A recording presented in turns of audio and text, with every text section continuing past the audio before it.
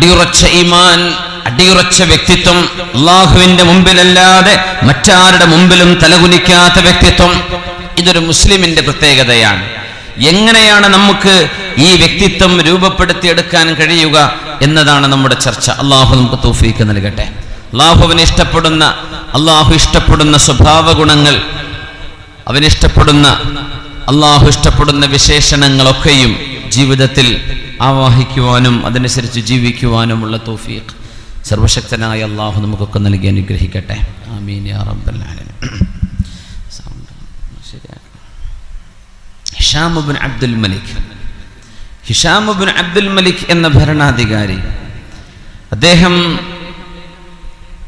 അലി റളിയല്ലാഹു തആല അൻഹുവിനോട് ഒരൽപ്പം വെറുപ്പ് മനസ്സിൽ കൊണ്ടു നടന്നിരുന്ന ഒരു കാലമുണ്ട്. ഹിഷാം ഇബ്നു അബ്ദുൽ മലിക് അല്ലാമ സുഹരി തങ്ങൾ ജീവിച്ചിരിപ്പുള്ള കാലമാണ്. നമ്മുടെ മുതഅല്ലിമീങ്ങളായ ആളുകൾക്കൊക്കെ അറിയാം ആരാണ് അല്ലാമ സുഹരി റഹ്മത്തുള്ളാഹി അലൈഹി. ഹിഷാം ഇബ്നു അബ്ദുൽ മലിക് ഹാദിസത്തുൽ ഇഫ്ക്, ആയിഷ റളിയല്ലാഹു തആല അൻഹയുടെ വിഷയത്തിൽ കപടവിശ്വാസികളായ ആളുകൾ അരുതാത്തത് പറഞ്ഞു പരത്തിയപ്പോ ആ വിഷയത്തിൽ ഏറ്റവും കൂടുതൽ ആയിഷ ബീവിയെ വേദനിപ്പിച്ചത് മുനാഫിക്കുകളുടെ നേതാവ്, കപടവിശ്വാസികളുടെ നേതാവ് അബ്ദുല്ലാഹിബിൻ ഉബയ്യ് ബിൻ സലൂൽ എന്ന് പറഞ്ഞ ആളാണ്. അബ്ദുല്ലാഹിബിൻ ഉബയ്യ് ബിൻ സലൂൽ ദുഷ്ടനായ മനുഷ്യനായിരുന്നു. മുനാഫിഖാൻ, ഇന്നൽ മുനാഫിഖീന ഫിദ്ദർക്കിൽ അസ്ഫലി മിനന്നാർ, നരകത്തിന്റെ ഏറ്റവും താഴെ തട്ടിലാണ് മുനാഫിക്കുകളെന്ന് പരിശുദ്ധ ഖുർആൻ അവരെ സംബന്ധിച്ച് വിവരിക്കുകയുണ്ടായി. കുറച്ചുകൂടെ ബാക്ക് വോയിസ് കിട്ടിയാലേ, എനിക്കിവിടെ സൗണ്ട് കിട്ടുന്നില്ല. സദസ്സിൽ സൗണ്ട് ഉണ്ടെന്ന് തോന്നുന്നു. നല്ല അല്ലേ, ഇങ്ങോട്ടൊരു ബാക്ക് വോയിസ് ഒന്ന് കിട്ടണം. ഒന്ന് ശരിയാക്കി പെട്ടെന്ന്.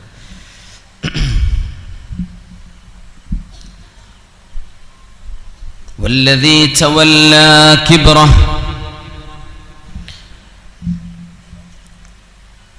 സൂറത്തുൻ നൂറിൽ അല്ലാഹു സുബ്ഹാനഹു വ തആല പറഞ്ഞു, കപടവിശ്വാസികളിൽ ഏറ്റവും കൂടുതൽ അഹങ്കാരം കൊണ്ടു നടന്നിരുന്ന മനുഷ്യന് ലഹും അദാബുൻ അലീം, വേദനാജനകമായ ഗൗരവമേറിയ ശിക്ഷയുണ്ടെന്ന് അല്ലാഹു സുബ്ഹാനഹു വ തആല ആയിഷ റളിയല്ലാഹു തആല അൻഹയുടെ ആ വിഷയത്തിൽ മുനാഫിക്കുകളുടെ നേതാവിന് അല്ലാഹുവിന്റെ താക്കീതുണ്ട്. അതിശക്തമായ ശിക്ഷയുണ്ട് ആർക്ക്? വല്ലദീ തവല്ലാ കിബ്റഹ, അഹങ്കാരം കൊണ്ട് എഴുന്നള്ളി നടന്ന ആൾക്ക്. അതാരാണ്? അല്ലാഹു പേര് പറഞ്ഞിട്ടില്ല. പക്ഷേ മുഫസ്സിരീങ്ങൾ ഹബീബായ നബി സല്ലല്ലാഹു അലൈഹി വസല്ലം തങ്ങൾ പരിചയപ്പെടുത്തിയത് അത് അബ്ദുല്ലാഹിബ്നു ഉബയ്യ് ഇബ്നു സലൂൽ ആണെന്നാണ്. പക്ഷേ ഹിഷാം ഇബ്നു അബ്ദുൽ മലിക് വിചാരിച്ചു, അയാൾ വിശ്വസിച്ചു. മഅദല്ലാഹ്, നമുക്ക് പറയാൻ പോലും പ്രയാസമാണ്. ആ മുനാഫിക്കിന്റെ സ്ഥാനത്ത്, ആ പേരിന്റെ സ്ഥാനത്ത് ഹിഷാം ഇബ്നു അബ്ദുൽ മലിക് പറയാ അത് അലി ഇബ്നു അബീ ത്വാലിബ് റളിയല്ലാഹു അൻഹു ആണെന്നാണ് പറഞ്ഞത്. അദ്ദേഹത്തിന് അങ്ങനെ തോന്നി പറയാൻ. ഹബീബായ നബി തങ്ങളുടെ പുതിയാപ്പിളയും സ്വർഗത്തിലേക്ക് പോകുമെന്ന് അല്ലാഹുവിന്റെ റസൂല് പറയുകയും ചെയ്ത സ്വന്തം ഹബീബിന്റെ പുതിയാപ്പിളയെ സംബന്ധിച്ചാണ് പറയുന്നത്. ഒരിക്കലും പറയാൻ പാടില്ലാത്തത് ആലിമീങ്ങളെ മുഴുവനും കൊണ്ടുവന്ന് നിർത്തിയിട്ട് വല്ലദീ തവല്ലാ കിബ്റഹ, ഈ ആയത്തിന്റെ അർത്ഥം എന്താണ്? ആരാണ് അവിടെ ഉദ്ദിഷ്ടരായ ആൾ? ആരാണ് എന്ന് ഇയാളിങ്ങനെ ചോദിക്കും. ഈ രാജാവല്ലേ, വേണ്ടവരെ കൊല്ലാം, വേണ്ടവരെ വെറുതെ വിടാം, അയാൾക്ക് അധികാരമുണ്ട്. ഇപ്പൊ പേടിച്ചിട്ട് നിങ്ങൾ പറഞ്ഞ തന്നെ എന്ന് പറഞ്ഞു പോകും. ആ ഇടക്കാണ് അല്ലാമ സുഹരിയുടെ ധീരമായ ഇടപെടൽ നടക്കാൻ പോകുന്നത്. രാജസദസ്സിലേക്ക് ഓരോ ആളുകളെ കൊണ്ടുവന്ന് ആരാണ് വല്ലദീ തവല്ലാ കിബ്റഹു എന്ന് അദ്ദേഹം ഇങ്ങനെ ചോദിച്ചുകൊണ്ടിരിക്കുമ്പോ അലിമീങ്ങളൊക്കെ പറഞ്ഞു, മറ്റാരുമല്ല, അത് അബ്ദുല്ലാഹിബ്നു ഉബയ്യ് ഇബ്നു സലൂലാണ്. സുലൈമാൻ ഇബ്നു യസാർ റഹ്മത്തുള്ളാഹി അലൈഹി, താബിഈങ്ങളിൽ പ്രഗൽഭനായ സുലൈമാൻ ഇബ്നു യസാർ എന്നവർ മനില്ലദീ തവല്ലാ കിബ്റഹ, ആരാണ് തവല്ലാ കിബ്റഹു എന്ന് പറഞ്ഞതിന്റെ ആശയമെന്ന് ചോദിച്ചപ്പോ ബഹുമാനപ്പെട്ട സുലൈമാൻ ഇബ്നു യസാർ റഹ്മത്തുള്ളാഹി അലൈഹി പറഞ്ഞു ഇബ്നു ഉബയ്യ്, അത് അബ്ദുല്ലാഹ് ഇബ്നു ഉബയ്യാണ്. ഹിഷാം പറഞ്ഞു കദബ്ത, നിങ്ങൾ നുണയാ പറയുന്നത്. ഹുവ അലി ഇബ്നു അബീ ത്വാലിബ്, അത് അലി ഇബ്നു അബീ ത്വാലിബാണ്. എന്ത്? ആയിഷ ബീവി റളിയല്ലാഹു അൻഹയെ പറ്റി അപരാധം പറഞ്ഞത് മുനാഫിക്കുകളുടെ നേതാവ് അബ്ദുല്ലാഹ് ഇബ്നു ഉബയ്യ് ഇബ്നു സലൂൽ ആയിരിക്കെ അത് അദ്ദേഹമല്ല അലി തങ്ങളാണ് എന്നാണ് ഇപ്പൊ ഈ രാജാവ് പറഞ്ഞുകൊണ്ടിരിക്കുന്നത്. സുലൈമാൻ ഇബ്നു യസാർ എന്നവർ പറഞ്ഞു, അൽ അമീറു അഅലമു ബിമാ യഖൂൽ, നിങ്ങൾ പറയുന്നത് നിങ്ങൾക്കേ അറിയൂ. അദ്ദേഹം പോയി അടുത്ത ആളോട് ചോദിച്ചു, ആരാണത്? അടുത്ത ആലിമും പറഞ്ഞു, ഇത് ഉബയ്യ് ഇബ്നു സലൂലാണ്. അദ്ദേഹം പറഞ്ഞു, അല്ല അലി തങ്ങളാണ്. അല്ല അലിയല്ല, അല്ല ഉബയ്യാണ്. എന്നാ പിന്നെ നിങ്ങൾ പറഞ്ഞു തന്നെ. അവരും ഇറങ്ങി. അവസാനം വരുന്നുണ്ട് ലോക പ്രശസ്തനായ ഇമാം അൽ-ഇമാം സുഹ്രി റളിയല്ലാഹു അൻഹു ബഹുമാനപ്പെട്ടവരോട് ചോദിച്ചു, മനില്ലദീ തവല്ലാ കിബ്റ, ഇത് ആരാണെന്നറിയുമോ? ഒരു ആലിമിന്റെ നിലപാടുകൾ, ഒരു പണ്ഡിതന്റെ നിലപാടുകൾ, അടിയുറച്ച വിശ്വാസവും അടിയുറച്ച തീരുമാനങ്ങളും, അള്ളാഹുവിന്റെ വിഷയത്തിൽ വിട്ടുവീഴ്ചയില്ലാത്ത ജീവിതം. രാജാവിന്റെ മുമ്പിലാണ്, തല പോകുമെന്ന് ഉറപ്പാണ്. അന്നൊക്കെ അങ്ങനെയാണ്. കൊലപാതകം ഹോബിയായി നടന്ന ഭരണാധികാരികളും ഗവർണർമാരും ഒക്കെ അവിടെ ഉള്ളത്. അബ്ദുല്ലാഹി ഇബ്നു അലി അൽ അബ്ബാസി എന്ന് പറയുന്ന ഒരു അബ്ബാസി ഭരണാധികാരി ഡമസ്കസിൽ മാത്രം 38,000 മുസ്ലിമീങ്ങളെ കൊന്നത്. 38,000, 1, 2, 38 38,000 സ്വാലിഹീങ്ങളായ മനുഷ്യന്മാരെ കൊന്ന ക്രൂരനാണ് അബ്ദുല്ലാഹി ഇബ്നു അലി അൽ അബ്ബാസി. അങ്ങനത്തെ ഒരുപാട് ആളുകൾ, അന്നത്തെ അബ്ബാസി ഭരണാധികാരികൾ ഒരുപാട് അറുകൊല ചെയ്തവരാണ്, ഒരുപാട് തോന്നിവാസം ചെയ്തവരാണ്. പക്ഷേ അവിടെയൊക്കെ ഉറച്ച നിലപാടുമായി നിന്ന പണ്ഡിതന്മാരെ കാണാൻ കഴിയും, ഉറച്ച നിലപാടുള്ള സത്യവിശ്വാസികൾ. അല്ലാമ സുഹരി തങ്ങളെ വിളിച്ചുകൊണ്ടുവന്നിരിക്കുകയാണ്. ആരാണ് ആയിഷ ബീവി റളിയല്ലാഹു അൻഹയുടെ വിഷയത്തിൽ വിശുദ്ധ ഖുർആൻ അഹങ്കാരി എന്ന് വിളിച്ചത്? ആരാണ്? മറ്റാരുമല്ല, ഉബയ്യ് ഇബ്നു സലൂലാൻ. ഇബ്നു ഉബയ്യാണ് എന്ന് പറഞ്ഞാൽ അബ്ദുല്ലാഹ് ഇബ്നു ഉബയ്യ്. ഇബ്നു ഉബയ്യാണെന്ന് പറഞ്ഞപ്പോഴേക്കും ഹിശാം പറഞ്ഞു, കദബത, നിങ്ങൾ പറഞ്ഞത് നുണയാണ്. സുഹരി ഇമാം വിട്ടുകൊടുത്തില്ല എന്ന് മറ്റവരൊക്കെ പറഞ്ഞു, എന്നാ പിന്നെ ആയിക്കോട്ടെ. സുഹരി ഇമാമിന്റെ മറുപടി അങ്ങനെയല്ല.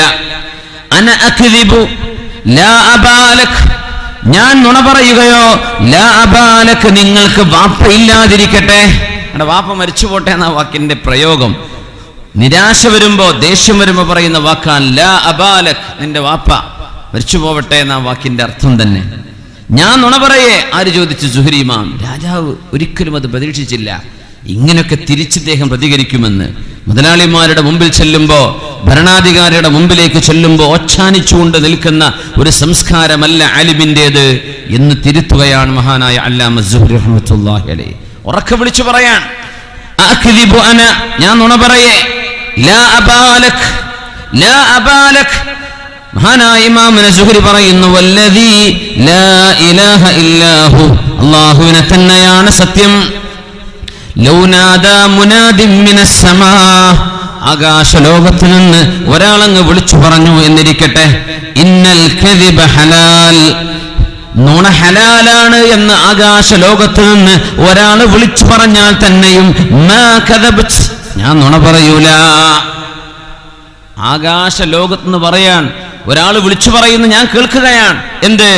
നുണ ഹലാലാണെന്ന് പറഞ്ഞാൽ തന്നെയും, അങ്ങനെ സംഭവിച്ചാൽ പോലും നുണ പറയാത്ത ഞാൻ അബ്ദുല്ലാഹ് ഇബ്നു ഉബയ്യ് എന്ന് പറഞ്ഞ ഉത്തരം നുണയാണെന്ന് എന്നോട് പറയുകയാണോ? വല്ലദീ ലാ ഇലാഹ ഇല്ലാഹു, അല്ലാഹുവിനെ തന്നെയാണ് സത്യം. ഹിശാം ഇബ്നു അബ്ദുൽ മലിക് ഹദ്ദസനി സഈദ് വഉർവ വഉബൈദ വഅൽഖമ അൻ ആയിഷ റളിയല്ലാഹു അൻഹാ ബിഅന്ന അല്ലദീ തവല്ലാ കിബ്റ ഹുവ അബ്ദുല്ലാഹ് ഇബ്നു ഉബയ്യ് ഇബ്നു സലൂൽ. സാത്വികരായ മുഹദ്ദിസീങ്ങളായ സഈദ് എന്നവര്, ഉർവ എന്നവർ, ഉബൈദ എന്നവർ, അൽഖമ എന്ന സുഹാബി ആയിഷ റളിയല്ലാഹു അൻഹയിൽ നിന്ന് ഉദ്ധരിച്ചിട്ടുണ്ടല്ലോ. ആ വിശുദ്ധ ഖുർആൻ പറഞ്ഞ ആൾ ഇബ്നു ഉബയ്യ് ഇബ്നു സലൂലാൻ. ആരല്ല?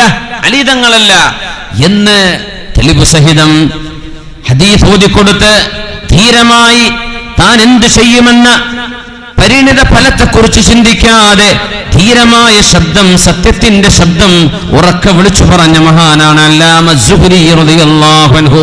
മുസ്ലിമിന്റെ വ്യക്തിത്വം അവിടെയാണ് അറിയേണ്ടത്. തിന്മകളെ കണ്ണു ചിമ്മിക്കാണ്, തിന്മകളെ നന്മയായിട്ട് വിചാരിക്കുക. തിന്മകൾ നടക്കുമ്പോ അത് ആര് ചെയ്യുന്നു എന്ന് നോക്കുന്നു. പ്രമാണിമാരായ ആളുകളാണെങ്കിൽ മൗനം സമ്മതമാക്കി കൊടുക്കുക, തിന്മകൾ കാണുമ്പോൾ അതിനോട് പ്രതികരിക്കാതിരിക്കുക. ഇങ്ങനെ ചെയ്തുകൂടാ. സത്യവിശ്വാസിയായ ആൾ വളരെ സ്റ്റേണായിട്ട്, ധീരമായിട്ട്, അടിപതറാതെ നിൽക്കേണ്ട വ്യക്തിത്വമാണ് മുസ്ലിമിൻ്റെത് എന്ന് പഠിപ്പിക്കുകയാണ് മഹാനായ അല്ലാമ സുഹരി റളിയല്ലാഹു അൻഹു. ഉന്നതമായ ലക്ഷ്യബോധമുള്ള മുസ്ലിമീങ്ങൾ. എങ്ങനെ നമുക്കങ്ങനെ ആയിത്തീരാൻ കഴിയും? ഉസ്മാൻ തങ്ങളെ ചീത്ത പറഞ്ഞിരുന്ന ഒരാളുണ്ടായിരുന്നു, ഉസ്മാൻ ഇബ്നു അഫ്ഫാൻ റളിയല്ലാഹു അൻഹുവിനെ. അബൂ ഹനീഫ ഇമാമിന് മറുപടി കൊടുത്തത് വലിയ ഗുരുതരമായ ആക്ഷേപം.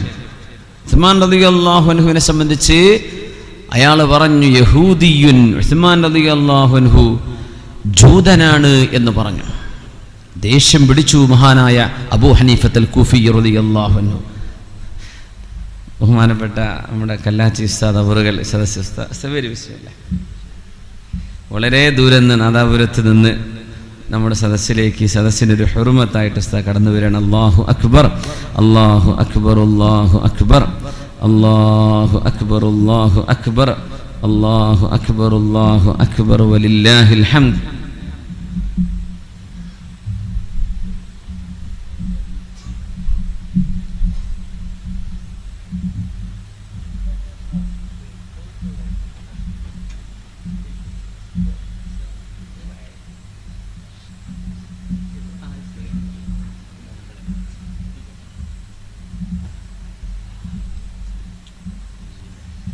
ബഹുമാന്യരായ മുഅ്മിനീങ്ങളെ, ഒരു പക്ഷേ നിങ്ങൾ ചിലപ്പോൾ ചില ആളുകൾക്കൊന്നും അറിഞ്ഞില്ല എന്ന് വരും. ബഹുമാനപ്പെട്ടവർ നാദാപുരത്ത് അടുത്ത് ജാതിയേരിയാണ് ഉസ്താദിൻ്റെ സ്ഥലം. കല്ലാച്ചി ഉസ്താദ് എന്നാണ് അറിയപ്പെടുക. ഒരുപാട് കറാമത്തുകളും കാര്യങ്ങളും ദുആക്ക് ഉത്തരമൊക്കെ ഉള്ള വലിയ മഹാനാണ്. അല്ലാഹു സുബ്ഹാനഹു വ തആല ആഫിയത്തും സലാമത്തും കൊടുക്കട്ടെ. വലിയ സ്നേഹമാണ്, സ്നേഹബന്ധമാണ്. വാളൊക്കെ ഉണ്ടാകുന്ന സമയത്ത്, ഇപ്പോൾ നാദാപുരത്ത് നിന്ന് മഗ്‌രിബിൻ്റെ ശേഷം പോകുന്നതാണ്, എനിക്കിവിടെ വാളുണ്ടെന്ന് പറഞ്ഞു, ഞാൻ അങ്ങോട്ട് വരികയാണ്. പറഞ്ഞു ഉസ്താദ് എന്തിനാ, ഈ ആരോഗ്യമൊക്കെ വിഷമം ക്ഷീണമൊക്കെ അല്ലേ, ഞാൻ വരികയാണെന്ന് പറഞ്ഞു. അങ്ങനെ ഈ പരിപാടിക്ക് വേണ്ടി വന്നത്. എനിക്ക് തോന്നുന്നു ഞാൻ തന്നെ നേരം വൈകിയത് ഉസ്താദിന് വേണ്ടിയായിരിക്കും എനിക്ക് തോന്നിപ്പോയിട്ടുണ്ട്. കാരണം വാള് കേൾക്കണം എന്ന് ഉദ്ദേശിച്ചുകൊണ്ടാണ് ഉസ്താദ് അങ്ങോട്ട് വന്നിട്ടുള്ളത്. അല്ലാഹു സുബ്ഹാനഹു വ തആല ആഫിയത്തും സലാമത്തും കൊടുക്കട്ടെ. മഹാനായ ശംസുൽ ഉലമയെ, മഹാനവറുകളെ വളരെയേറെ ഇഷ്ടപ്പെടുകയും ബഹുമാനപ്പെട്ടവരെ അത്രക്ക് സ്നേഹിക്കുകയും ചെയ്തുകൊണ്ടിരിക്കുന്ന സയ്യിദ് കുടുംബത്തോട്, പണക്കാട് കുടുംബത്തോടൊക്കെ വലിയ അടുപ്പമുള്ള, സമസ്തയുടെ ആലിമീങ്ങളോടൊക്കെ വലിയ ബഹുമാനവും കാര്യമൊക്കെ ഉള്ള ബഹുമാനപ്പെട്ടവർ നമ്മോടൊപ്പം എത്തിച്ചേർന്നു. അള്ളാഹു ഈ വരവും ഇവിടെ ഇരിക്കുന്നതും ഒക്കെ അള്ളാഹു സ്വാലിഹായ അമലായി സ്വീകരിക്കട്ടെ. ആമീൻ. നമുക്കറിയാം ബഹുമാനപ്പെട്ട കിഴിശ്ശേരി മുഹമ്മദ് മുസ്ലിയാർ ദുആക്ക് ഉത്തരമുള്ള വലിയ മഹാനായിരുന്നല്ലേ. അങ്ങനത്തെ ആളുകളൊക്കെ ഇനി എണ്ണപ്പെട്ട, ഇപ്പോൾ കല്ലാച്ചി ഉസ്താദ് ഇവിടെ ഇരിക്കുക, ഞാൻ ഇരുത്തിയിട്ടൊന്നും പറയണ്ട, ഉസ്താദ് ഇവിടെ എത്തുമോ എന്നെനിക്ക് ഉറപ്പില്ലാത്തതുകൊണ്ട് ഞാൻ പറയാതിരുന്ന തുടക്കത്തിൽ. അത്തിപ്പറ്റ ഉസ്താദുണ്ട് നമുക്ക്. ഇങ്ങനെ എണ്ണപ്പെടുന്ന, വിരലിലെണ്ണാവുന്ന പ്രഗത്ഭരായ ആളുകൾ നമ്മുടെ മുമ്പിൽ ഇരിക്കുന്നത് നമ്മുടെയൊക്കെ ദുആ സ്വീകരിക്കപ്പെടാൻ അള്ളാഹു നിമിത്തമാക്കി തരട്ടെ. ആമീൻ യാ റബ്ബൽ ആലമീൻ. അപ്പോൾ മഹാനായ ഉസ്മാൻ ഇബ്നു അഫ്ഫാൻ റളിയല്ലാഹു തആല അൻഹുവിനെ സംബന്ധിച്ച് അന്ന് അങ്ങനെ ഒരു ആരോപണം പറഞ്ഞപ്പോൾ അബൂ ഹനീഫ റളിയല്ലാഹു അൻഹു വിളിച്ചു അദ്ദേഹത്തെ വീട്ടിലേക്കല്ല, അദ്ദേഹത്തിന് വിവാഹപ്രായം എത്തിയൊരു മോളുണ്ട് എന്ന് പറഞ്ഞപ്പോൾ കാണാൻ വേണ്ടി അങ്ങോട്ട് ചെന്നു. എന്നിട്ട് അബൂ ഹനീഫ ഇമാം ചോദിച്ചു, നിങ്ങൾക്ക് മോൾക്ക് കല്യാണം വേണ്ടേ? ആ വേണം. നല്ലൊരു പുതിയാപ്പിളൻ്റെ അടുത്തുണ്ട്. എന്തൊക്കെ വിശേഷം? നല്ല തറവാടുള്ള ആളാണ്, ഹാഷിമിയാണ്, നല്ല തറവാടുള്ള ആളാണ്. ഹാഫിദുൽ കിതാബില്ലാഹ്, അല്ലാഹുവിന്റെ കിതാബ് ഖുർആൻ ഹിഫ്ള് ചെയ്ത, വആലിമുൻ ബിഅഹ്കാമിഹി, ഖുർആൻ മനഃപ്പാഠമാക്കുകയും ഖുർആനിന്റെ അഹ്കാമുകൾ പഠിക്കുകയും ചെയ്ത ഒരു മഹാപണ്ഡിതനാണ് പുതിയാപ്പിള. നല്ല ചെറുപ്പക്കാരനാണ്. എന്നാൽ എൻ്റെ മോൾക്ക് അയാൾ തന്നെ മതി എന്ന് ഈ മനുഷ്യൻ പറയാണ്. ഈ മനുഷ്യനാണ് ഉസ്മാൻ തങ്ങളെ സംബന്ധിച്ച് ഈ ആരോപണം പറഞ്ഞത്. അയാൾ മുതലാളിയായിരുന്നു, പക്ഷെ വകവച്ചില്ല മഹാനായ അബൂ ഹനീഫ റളിയല്ലാഹു അൻഹു. എന്നിട്ട് പറഞ്ഞു, ഒരൊറ്റ കുഴപ്പമുണ്ട്, കിതാബ്, അള്ളാഹുവിന്റെ കിതാബ് മനഃപ്പാഠമാക്കിയിട്ടുണ്ട്, തറവാടുള്ള കുടുംബമാണ്, ഹാഫിളാണ്, ആലിമാണ്, എല്ലാമാണ്, പക്ഷെ ആള് ജൂതനാണ്. ജൂതനോ ഹാഷ, പറ്റൂല, എൻ്റെ മോൾക്ക് ജൂതനെ കൊണ്ട് കല്യാണം കഴിപ്പിക്കേ എന്റെ മോൾക്ക് ജൂതനെയാണോ നിങ്ങൾ ഈ പറയുന്നത്? ആരോട് ചോദിച്ചു? അബൂ ഹനീഫ റളിയല്ലാഹു അൻഹുവിനോട്. അപ്പോഴാണ് അബൂ ഹനീഫ ഇമാം ചോദിക്കുന്നത്, ഫകൈഫ തഖൂൽ, നിങ്ങൾ എന്താ പറയുന്നത്? അള്ളാഹുവിന്റെ കലാം മനഃപ്പാഠമാക്കുകയും വിശുദ്ധ ഖുർആനിന്റെ നിയമങ്ങൾ പഠിക്കുകയും ചെയ്ത് അള്ളാഹുവിന്റെ റസൂൽ തന്റെ മക്കളിൽ 2 പെൺമക്കളെ ഉമ്മു കുൽസൂം റളിയല്ലാഹു അൻഹയെയും റുഖയ്യ ബീവിയെയും അള്ളാഹുവിന്റെ റസൂൽ കല്യാണം കഴിച്ചു കൊടുത്ത ആ മഹാനുഭാവനെ പറ്റി നിങ്ങൾക്ക് എങ്ങനെ ജൂതൻ എന്ന് പറയാൻ കഴിയും? നിങ്ങളുടെ സ്വന്തം മോൾക്ക് ജൂതനെ വേണ്ടെങ്കിൽ അള്ളാഹുവിന്റെ റസൂൽ സ്വന്തം മക്കളെ ജൂതന് കല്യാണം കഴിച്ചു കൊടുക്കുവോ? അപ്പോഴാണ് ഈ മനുഷ്യൻ കണ്ണു തുറക്കുന്നത്. എത്ര വലിയ ഗുരുതരമായ ആരോപണമാണ് ഞാൻ ചെയ്തത് എന്ന്. ഉലമാ ഇടപെടുന്നവരാണ്, ധീരമായി ഇടപെടുന്നവരാണ്. ആ ധീരമായ ഇടപെടൽ മുസ്ലിം സംസ്കാരത്തിന്റെ ഭാഗമാണ്. ധീരമായി ഇടപെടുന്നത്. മഹാനായ ഇമാം അൽ ഔസാഇ റളിയല്ലാഹു തആല അൻഹു, ഇമാമുൽ ഔസാഇ പ്രഗൽഭനായ ഫഖീഹാണ്, മുഹദ്ദിസാണ്, ഹദീസ് പണ്ഡിതനാണ്, ആലിമാണ്, വരിആണ്, മുത്തഖിയാണ്. ഇമാമുൽ ഔസാഇ തന്റെ കാലത്തെ അബ്ദുല്ലാഹ് ഇബ്നു അലി അൽ അബ്ബാസി എന്ന അബ്ബാസി ഭരണാധികാരി 38,000 മുസ്ലിമീങ്ങളെ അറുകൊല ചെയ്യുകയും ആരാണെന്നെ തടയാനുള്ളത്? അത് മാത്രമല്ല, ഡമസ്കസിന്റെ പള്ളി അൽ മസ്ജിദുൽ അമവി എന്ന് പറയുന്ന പള്ളി, മഹാനായ ഈസ ഇബ്നു മറിയം അലൈഹിസ്സലാം, ഈസാ നബി ഖിയാമത്തിന്റെ മുമ്പ് ഭൂമിയിലേക്ക് ഇറങ്ങി വരുമെന്ന് പ്രതീക്ഷിക്കപ്പെടുന്ന ആ പള്ളി, വിശുദ്ധമായ അൽ മസ്ജിദുൽ അമവി, ആ പള്ളി പോലും തകർക്കാൻ ഇയാൾ മുന്നോട്ട് വന്നു. പേര് അബ്ദുല്ലാഹ് ഇബ്നു അലി എന്നാണ്. ഈ ഭരണാധികാരിയുടെ പേര് അബ്ദുല്ലാഹ് ഇബ്നു അലി. നമ്മൾ കാണുന്നില്ല ഈ തീവ്രവാദ പ്രസ്ഥാനങ്ങളുടെയൊക്കെ നേതാക്കന്മാർ നല്ല 1-ാം നമ്പർ പേരായിരിക്കും. ഇസ്ലാമിക് സ്റ്റേറ്റിന്റെ ആളുകളൊക്കെ എത്ര നല്ല സ്വഹാബത്തിന്റെ ഒക്കെ പേര് വെച്ചിട്ടാണ് കളിക്കുന്നത്. അബ്ദുല്ലാഹ് ഇബ്നു അലി 38,000 മുസ്ലിമീങ്ങളെ നിരപരാധികളെ അറുകൊല ചെയ്ത ആളായിരുന്നു. ആരാ എന്നെ തടയാനുള്ളത് എന്നാ ചോദിച്ചത്. അപ്പോഴാണ് മഹാനായ അല്ലാമൽ ഔസാഇ റളിയല്ലാഹു തആല മുന്നോട്ട് വരുന്നത്. ഞാനുണ്ട്. ആളുകൾ ഉറപ്പിച്ചു, 38,000 കൊന്ന ആൾക്ക് ഒരു ഔസാഇ എന്നൊരു പണ്ഡിതനെ കൊല്ലാൻ വല്ല പണിയുമുണ്ടോ? ഇമാം ഔസാഇ എന്ത് ചെയ്തു എന്നാ? ഖാമ ഫഗ്തസല, എഴുന്നേറ്റു, കുളിപ്പുരയിലേക്ക് ചെന്നു, കഫംപുട എടുത്തു, കഫംപുടയിൽ കർപ്പൂരകം വിതറി, ശരീരത്തിൽ മുഴുവനും 3 കഷ്ണം വസ്ത്രമണിഞ്ഞു ഒരു മയ്യത്ത് കൊണ്ടുപോകുന്ന പോലെ കൈകാലുകൾ പുറത്തിടാനുള്ള സൗകര്യമുണ്ടാക്കി കഫംപുട ശരീരത്തിൽ പുതച്ചു കൊണ്ടുപോയി. എന്താ പോകുമ്പോൾ ഒരു വാക്ക് പറഞ്ഞു, യാ ദൽ ഇസ്സത്തില്ലതി ലാ തുളാം വറുക്നല്ലദീ ലാ യുറാം യാ മൻ ലാ യുഹ്സമു ജുൻദുഹു വലാ യുഗ്ലബു ഔലിയാഉഹു അൻത ഹസ്ബി ഫമൻ കുൻത ഹസ്ബഹു ഫഖദ് കഫൈത ഹസ്ബിയല്ലാഹു വനിഅമൽ വകീൽ. ഇത്രയാ പറഞ്ഞത്. വളരെ മഹിതമായ ഒരു ദിക്റാണത്. യാ ദൽ ഇസ്സത്തില്ലതി ലാ തുളാം, ഇസ്സത്തും അഭിമാനവും എല്ലാം അർഹിക്കുന്നവനെ അല്ലാഹുവേ, വറുക്നല്ലദീ ലാ യുറാം വയാ മൻ ലാ യുഗ്ലബു ജുൻദു യുഹ്സമു ജുൻദു വലാ യുഗ്ലബു ഔലിയാഉ. അല്ലാഹുവേ, നിന്റെ ആളുകളെ നീ സംരക്ഷിക്കുമല്ലോ പടച്ചവനെ. അല്ലാഹുവേ, നിന്റെ സൈന്യം പരാജയപ്പെടുത്തപ്പെടുകയില്ലല്ലോ. അല്ലാഹുവേ, നിന്നിലാ ഞാൻ നിന്റെ അഭയം പ്രാപിക്കുന്നത്. അൻത ഹസ്ബി ഫമൻ കുൻത ഹസ്ബഹു ഫഖദ് കഫൈത. നീ മതിയല്ലോ റബ്ബേ, നീ മതിയെങ്കിൽ നിനക്ക് തന്നെ രക്ഷപ്പെടുത്താൻ കഴിയുമല്ലോ. ഹസ്ബി അല്ലാഹു വനിഅമൽ വകീൽ. നേരെ ചെന്നു അബ്ദുല്ലാഹ് ഇബ്നു അലിയുടെ മുമ്പിലേക്ക്. അയാൾ ചോദിച്ചു, എന്നെ തടയാൻ നിങ്ങൾക്ക് കഴിയോ? ഞാൻ ഇവിടെ ചെയ്തു കൂട്ടിയ കൊലപാതകങ്ങളെ കുറിച്ച്, ഞാനിവിടെ ഒഴുക്കിയ ചോരയെ കുറിച്ച് എന്താ പറയാനുള്ളത്? മഹാനവറുകൾ മറുപടി കൊടുക്കുകയാണ്. ഹദ്ദസനി ഫുലാനുൻ അൻ ഫുലാനിൻ അൻ ഫുലാനിൻ അൻ ഇബ്നു അബ്ബാസിൻ عن ابن مسعود عن عائشة رضي الله عنها عن النبي صلى الله عليه وسلم أنه قال لا يحل دم امرئ مسلم إلا بثلاث: الثيب الزاني والنفس بالنفس والتارك لدينه والمفارق للجماعة.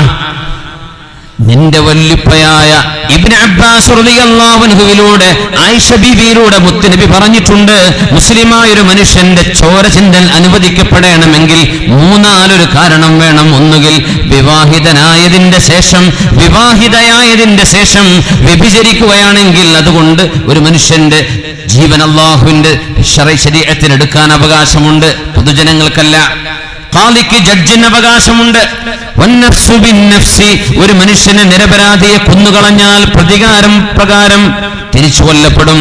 പിന്നെ പറഞ്ഞു, ഇസ്ലാമിൽ നിന്ന് മുർത്തദ്ദായി മുസ്ലിമീങ്ങൾക്ക് വിരുദ്ധമായി പ്രവർത്തിക്കാൻ തുടങ്ങിയാൽ അവർക്കും വധശിക്ഷയുണ്ട്. ഇതിൽ ഏത് കുറ്റത്തിനാണ് 38,000 ആളുകളെ നീ കൊന്നത്? ആളുടെ മുഖം ഇങ്ങനെ വീർക്കാൻ തുടങ്ങിയെന്ന് ദേഷ്യപ്പെട്ടിട്ട് എല്ലാവരും തല താഴ്ത്തി തലപ്പാവ് കൊണ്ട് മുഖം മറച്ചു. ചോര മുഖത്തേക്ക് വരുമോ എന്ന് പേടിച്ചിട്ട് ചോര മുഖത്തേക്ക്. ഔസാഇ ഇമാം പറയാണ്, ഞാൻ എന്റെ തലപ്പാവ് പൊക്കിക്കൊടുത്തു, എന്റെ പെരടി ശരിക്കെന്ന് കണ്ടു വെട്ടിക്കോട്ടെ. പക്ഷെ അദ്ദേഹം വെട്ടിയില്ല. എന്നോട് ചോദിച്ചു, മാദാ തറാ ഫിദ്ദിയാരില്ലതി നഹബ്തു വൽ അംവാൽ, ഞാൻ പിടിച്ചടക്കിയ സമ്പത്ത്, ഞാൻ പിടിച്ചടക്കിയ നിങ്ങളുടെ വീടുകൾ എന്തു പറയുന്നു? പറഞ്ഞു, ഹലാലുഹു ഇന്നല്ലാഹ സയഹ്ശുറുക ഉരിയാന ثم يحاسبك على الصغير والكبير والنقير والقتمير فما كسبت فحلاله حساب وحرامه حسرة. നിന്നെ അല്ലാഹു കൊണ്ടുവരും അബ്ദുല്ലാഹ് ഇബ്നു അലി റബ്ബിന്റെ കോടതിയിലേക്ക്, ഉരിയാനൻ, വസ്ത്രം പോലുമില്ലാതെ. എന്നിട്ട് ഓരോ ചെറുതും വലുതും അല്ലാഹു നിന്നെ വിചാരണ ചെയ്യുകയും നീ സമ്പാദിച്ച സമ്പാദ്യം ഹലാലാണെങ്കിൽ തന്നെ ദീർഘനേരം അല്ലാഹുവിനോട് കണക്ക് പറയേണ്ടി വരും.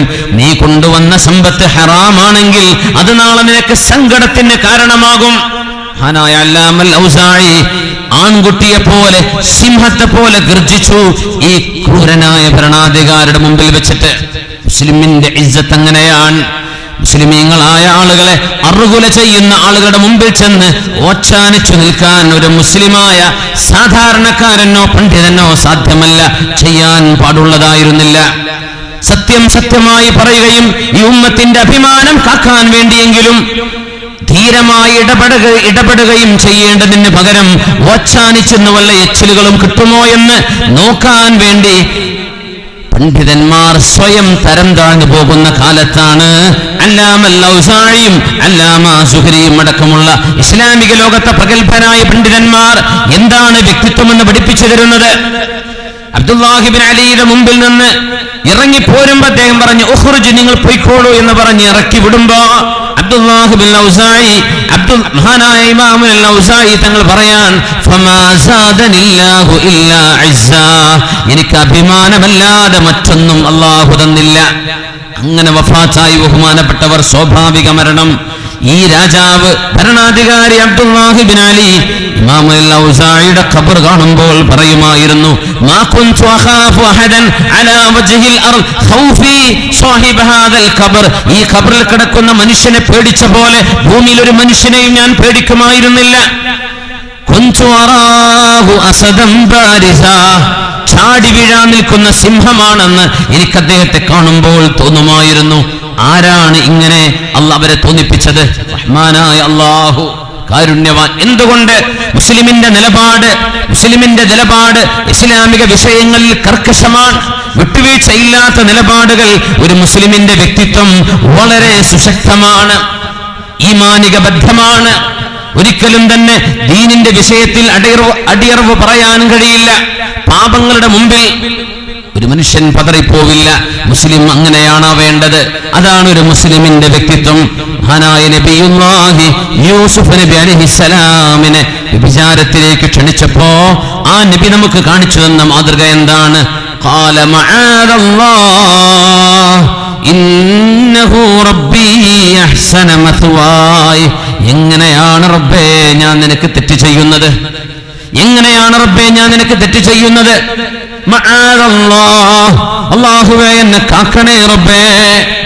വ്യഭിചാരത്തിലേക്ക് ക്ഷണിച്ച് അണിഞ്ഞൊരുങ്ങി തറവാടുള്ള സർവ്വ സൗഭാഗ്യങ്ങളുമുള്ള സൗന്ദര്യമുള്ള ഒരു പെണ്ണ് നല്ലൊരു ചെറുപ്പക്കാരനെ, സുമുഖനായ ചെറുപ്പക്കാരനെ, കല്യാണം കഴിച്ചിട്ടില്ലാത്ത ചെറുപ്പക്കാരനെ, ഒരു ബാച്ചിലറായ ചെറുപ്പക്കാരനെ, അതും നാട് വിട്ട് അകലെയാണ്, സ്വന്തം നാട്ടിൽ പോലുമല്ല, പ്രവാചക കുടുംബമെന്ന തറവാട്ടിൽ വന്ന മഹാനായ യൂസുഫ് നബി അലൈഹിസ്സലാം എന്താ പറഞ്ഞത്?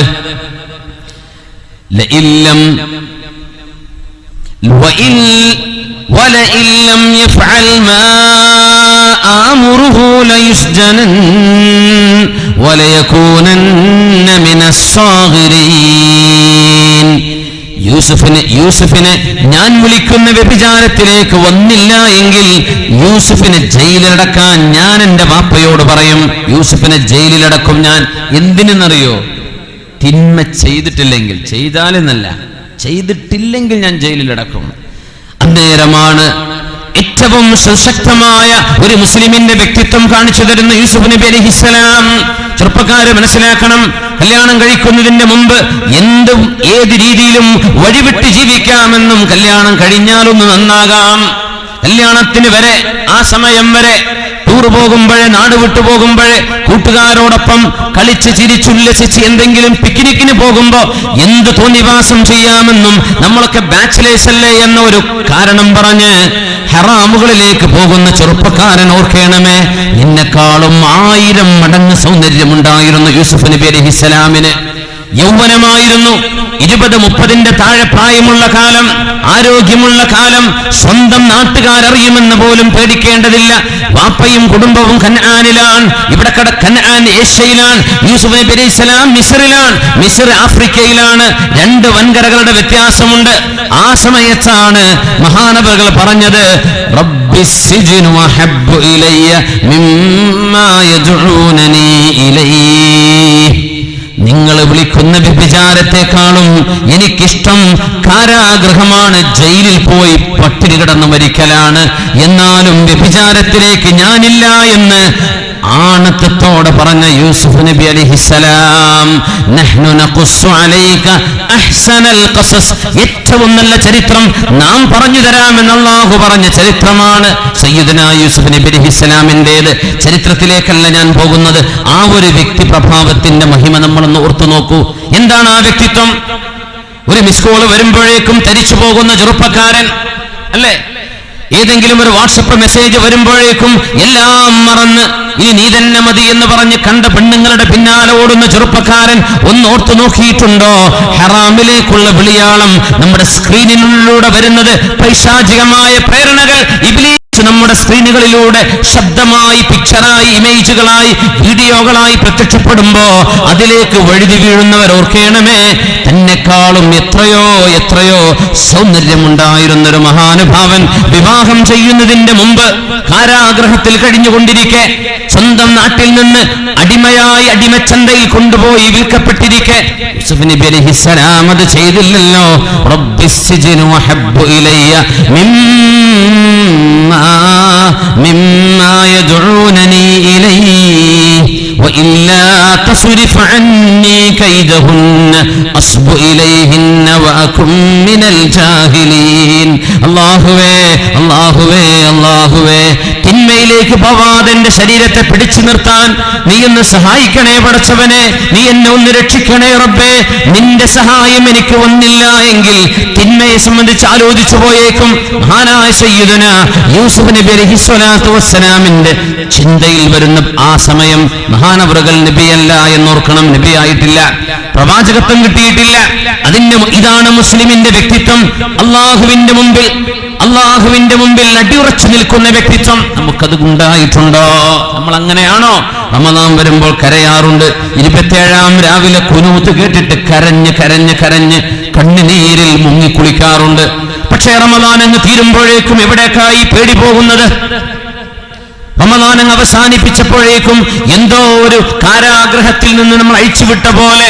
ഇതാണോ വിശ്വാസം? ഇതിനാണോ ഇസ്ലാം എന്ന് പറയുന്നത്? ഇതിനാണോ നമ്മൾ മുസ്ലിം എന്ന് പറയുന്നത്? മുസ്ലിമിന്റെ വ്യക്തിത്വം എവിടെ? അടിപതറാത്ത വ്യക്തിത്വം എവിടെ?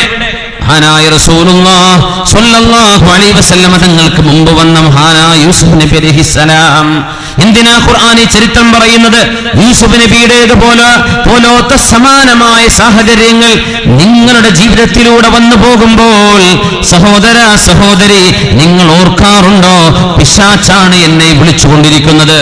ബോയ് ഫ്രണ്ടും ഗേൾ ഫ്രണ്ടുകളും ഇല്ലാത്ത മുസ്ലിം ചെറുപ്പക്കാരിൽ +2 മുതലങ്ങ് മേലെയും താഴെയുമുള്ള ആൺകുട്ടികളിലും പെൺകുട്ടികളിലും ഇതുപോലെയുള്ള ദുഷിച്ച സ്വഭാവങ്ങളും അല്ലാഹു അനുവദിക്കാത്ത സൗഹൃദ ബന്ധങ്ങളും ഉണ്ടെങ്കിൽ ഈ സദസ്സിൽ വരികയോ ഇത് കേൾക്കാനിട വരികയോ ചെയ്യുന്നുണ്ടെങ്കിൽ അല്ലാഹുവിനെ വിചാരിച്ചു മാറിക്കോ, തൗബ ചെയ്ത് എല്ലാം ഇട്ടേച്ചു പോയിക്കോ. ഫഫിറു ഇലല്ലാഹ്, അല്ലാഹുവിലേക്ക് ഓടിക്കോ. ഫഫിറു ഇലല്ലാഹ്, അല്ലാഹുവിലേക്ക് ഓടിക്കോളൂ. എവിടെയാണ് നമ്മുടെ സംസ്കാരം പോയത്? എവിടെയാണ് മുസ്ലിമിന്റെ ഈമാൻ പോകുന്നത്? പാപങ്ങൾ കാണുമ്പോഴേക്കും നമ്മൾ അങ്ങ് പെട്ടുപോയല്ലേ? റസൂലുള്ളാഹി സ്വല്ലല്ലാഹു അലൈഹി വസല്ലം തങ്ങൾ അന്ത്യനാളിൽ ഖിയാമത്തിലേക്ക് വരുന്ന ഒരു വിഭാഗം ആളുകളെ സംബന്ധിച്ച് പറഞ്ഞിട്ടുണ്ട്. യഅ്തൂന ബിഅമാലിൻ കജിബാലി തിഹാമത ബൈളാ, വലിയ മാമലകളെ പോലെ, മക്കയുടെ പരിസരത്തുള്ള തിഹാമയുടെ വെളുത്ത പർവ്വതങ്ങളെ പോലെ വലിയ അമലുകളുമായി ഒരുപാട് കർമ്മങ്ങളുമായി അവർ കടന്നു വരും. യജ്അലുഹല്ലാഹു ഹബാഅൻ മൻസൂറാ, ഇതൊക്കെ അല്ലാഹു തആല പൊടിപൊടിയാക്കി കളയും. അല്ലാഹു തആല നശിപ്പിച്ചു കളയുന്ന വലിയ അമലുകൾ, കുറെ ദിക്റുകളും സ്വലാത്തുകളും ചൊല്ലിയിട്ടുണ്ട്. ഒരുപാട് വലിയ സംഭവങ്ങളൊക്കെ ചെയ്തിട്ടുണ്ട്. കാനൂ യഖുദൂന മിനൽ ലൈലി കമാ തഅഖുദൂൻ, നിങ്ങൾ രാത്രി നിസ്കരിച്ച പോലെ അവർ നിസ്കരിച്ചവരാണ്. അല്ലാഹുവിന്റെ റസൂൽ പറയാൻ, സൗബാൻ റളിയല്ലാഹു അൻഹു ഉദ്ധരിച്ച ഹദീസല്ലയോ ഇത്? നിങ്ങൾ നിസ്കരിച്ച പോലെ അവർ നിസ്കരിച്ചവരാണ്. നിങ്ങളൊക്കെ ചെയ്ത സൽക്കർമ്മം അതിലേറെ അവർ ചെയ്തിട്ടുണ്ട്. യജ്അലുഹല്ലാഹു ഹബാഅൻ മൻസൂറാ, അല്ലാഹു അതൊക്കെ പൊടിപൊടിയാക്കി കളയും, നശിപ്പിച്ചു കളയും. സൗബാൻ തങ്ങൾ ചോദിച്ചു, യാ റസൂലല്ലാഹ്, അല്ലാഹുവിന്റെ റസൂലേ, ജല്ലിഹിം ലനാ, ആരാണെന്ന് പറഞ്ഞു തരൂ നബിയേ. ആരാ നബിയേ ഈ വിഭാഗം? ലിഅല്ലാ നകൂന മിൻഹും വലാ നഅലം, ഞങ്ങൾ അറിയാതെ കൂട്ടത്തിൽ പെട്ടുപോവാതിരിക്കാൻ പറഞ്ഞു തരൂ നബിയേ. ആരാണിവർ? ഹജ്ജും ഉംറയും എമ്പാടും ചെയ്യുന്നവർ, ഓരോ കൊല്ലവും സംഘങ്ങളെ കൊണ്ട് ഹജ്ജിന് പോകുന്നവർ, കൂട്ടമായി ഒരുപാട് കാര്യം ചെയ്തവർ, വലിയ സംരംഭങ്ങൾ ചെയ്തവർ, വലിയ പദ്ധതികൾ ഉണ്ടാക്കിയവർ. പക്ഷേ അള്ളാഹുവിന്റെ മുമ്പിലേക്ക് വരുമ്പോ ആ കർമ്മങ്ങളെല്ലാം അള്ളാഹു ധൂളി പോലെ, പൊടിപടലങ്ങളെ പോലെ അള്ളാഹു പറപ്പിച്ചു കളയും. അള്ളാഹു നോക്കുക പോലുമില്ലെന്ന് അഷ്റഫുൽ ഖൽഖ് സ്വല്ലല്ലാഹു അലൈഹി വസല്ലം, ഇന്നഹും മിൻ ജിബില്ലതികും, നിങ്ങളുടെ ആളുകൾ തന്നെയാണ്, മുസ്ലിമീങ്ങൾ തന്നെയാണവർ, ഖുർആൻ ഓതുന്നവരാണവർ. യഖുദൂന മിനൽ ലൈലി കമാ തഅഖുദൂൻ, ഖിയാമുൽ ലൈലും തറാവീഹും ഒക്കെ ഉണ്ടായിരുന്ന ആളുകളായിരുന്നു അവര്. എന്താ കുഴപ്പമെന്നറിയോ? ഇദാ ഖലൗ ബിമഹാരിമില്ലാഹി ഇൻതഹകൂഹാ, ആരും അറിയില്ല എന്ന്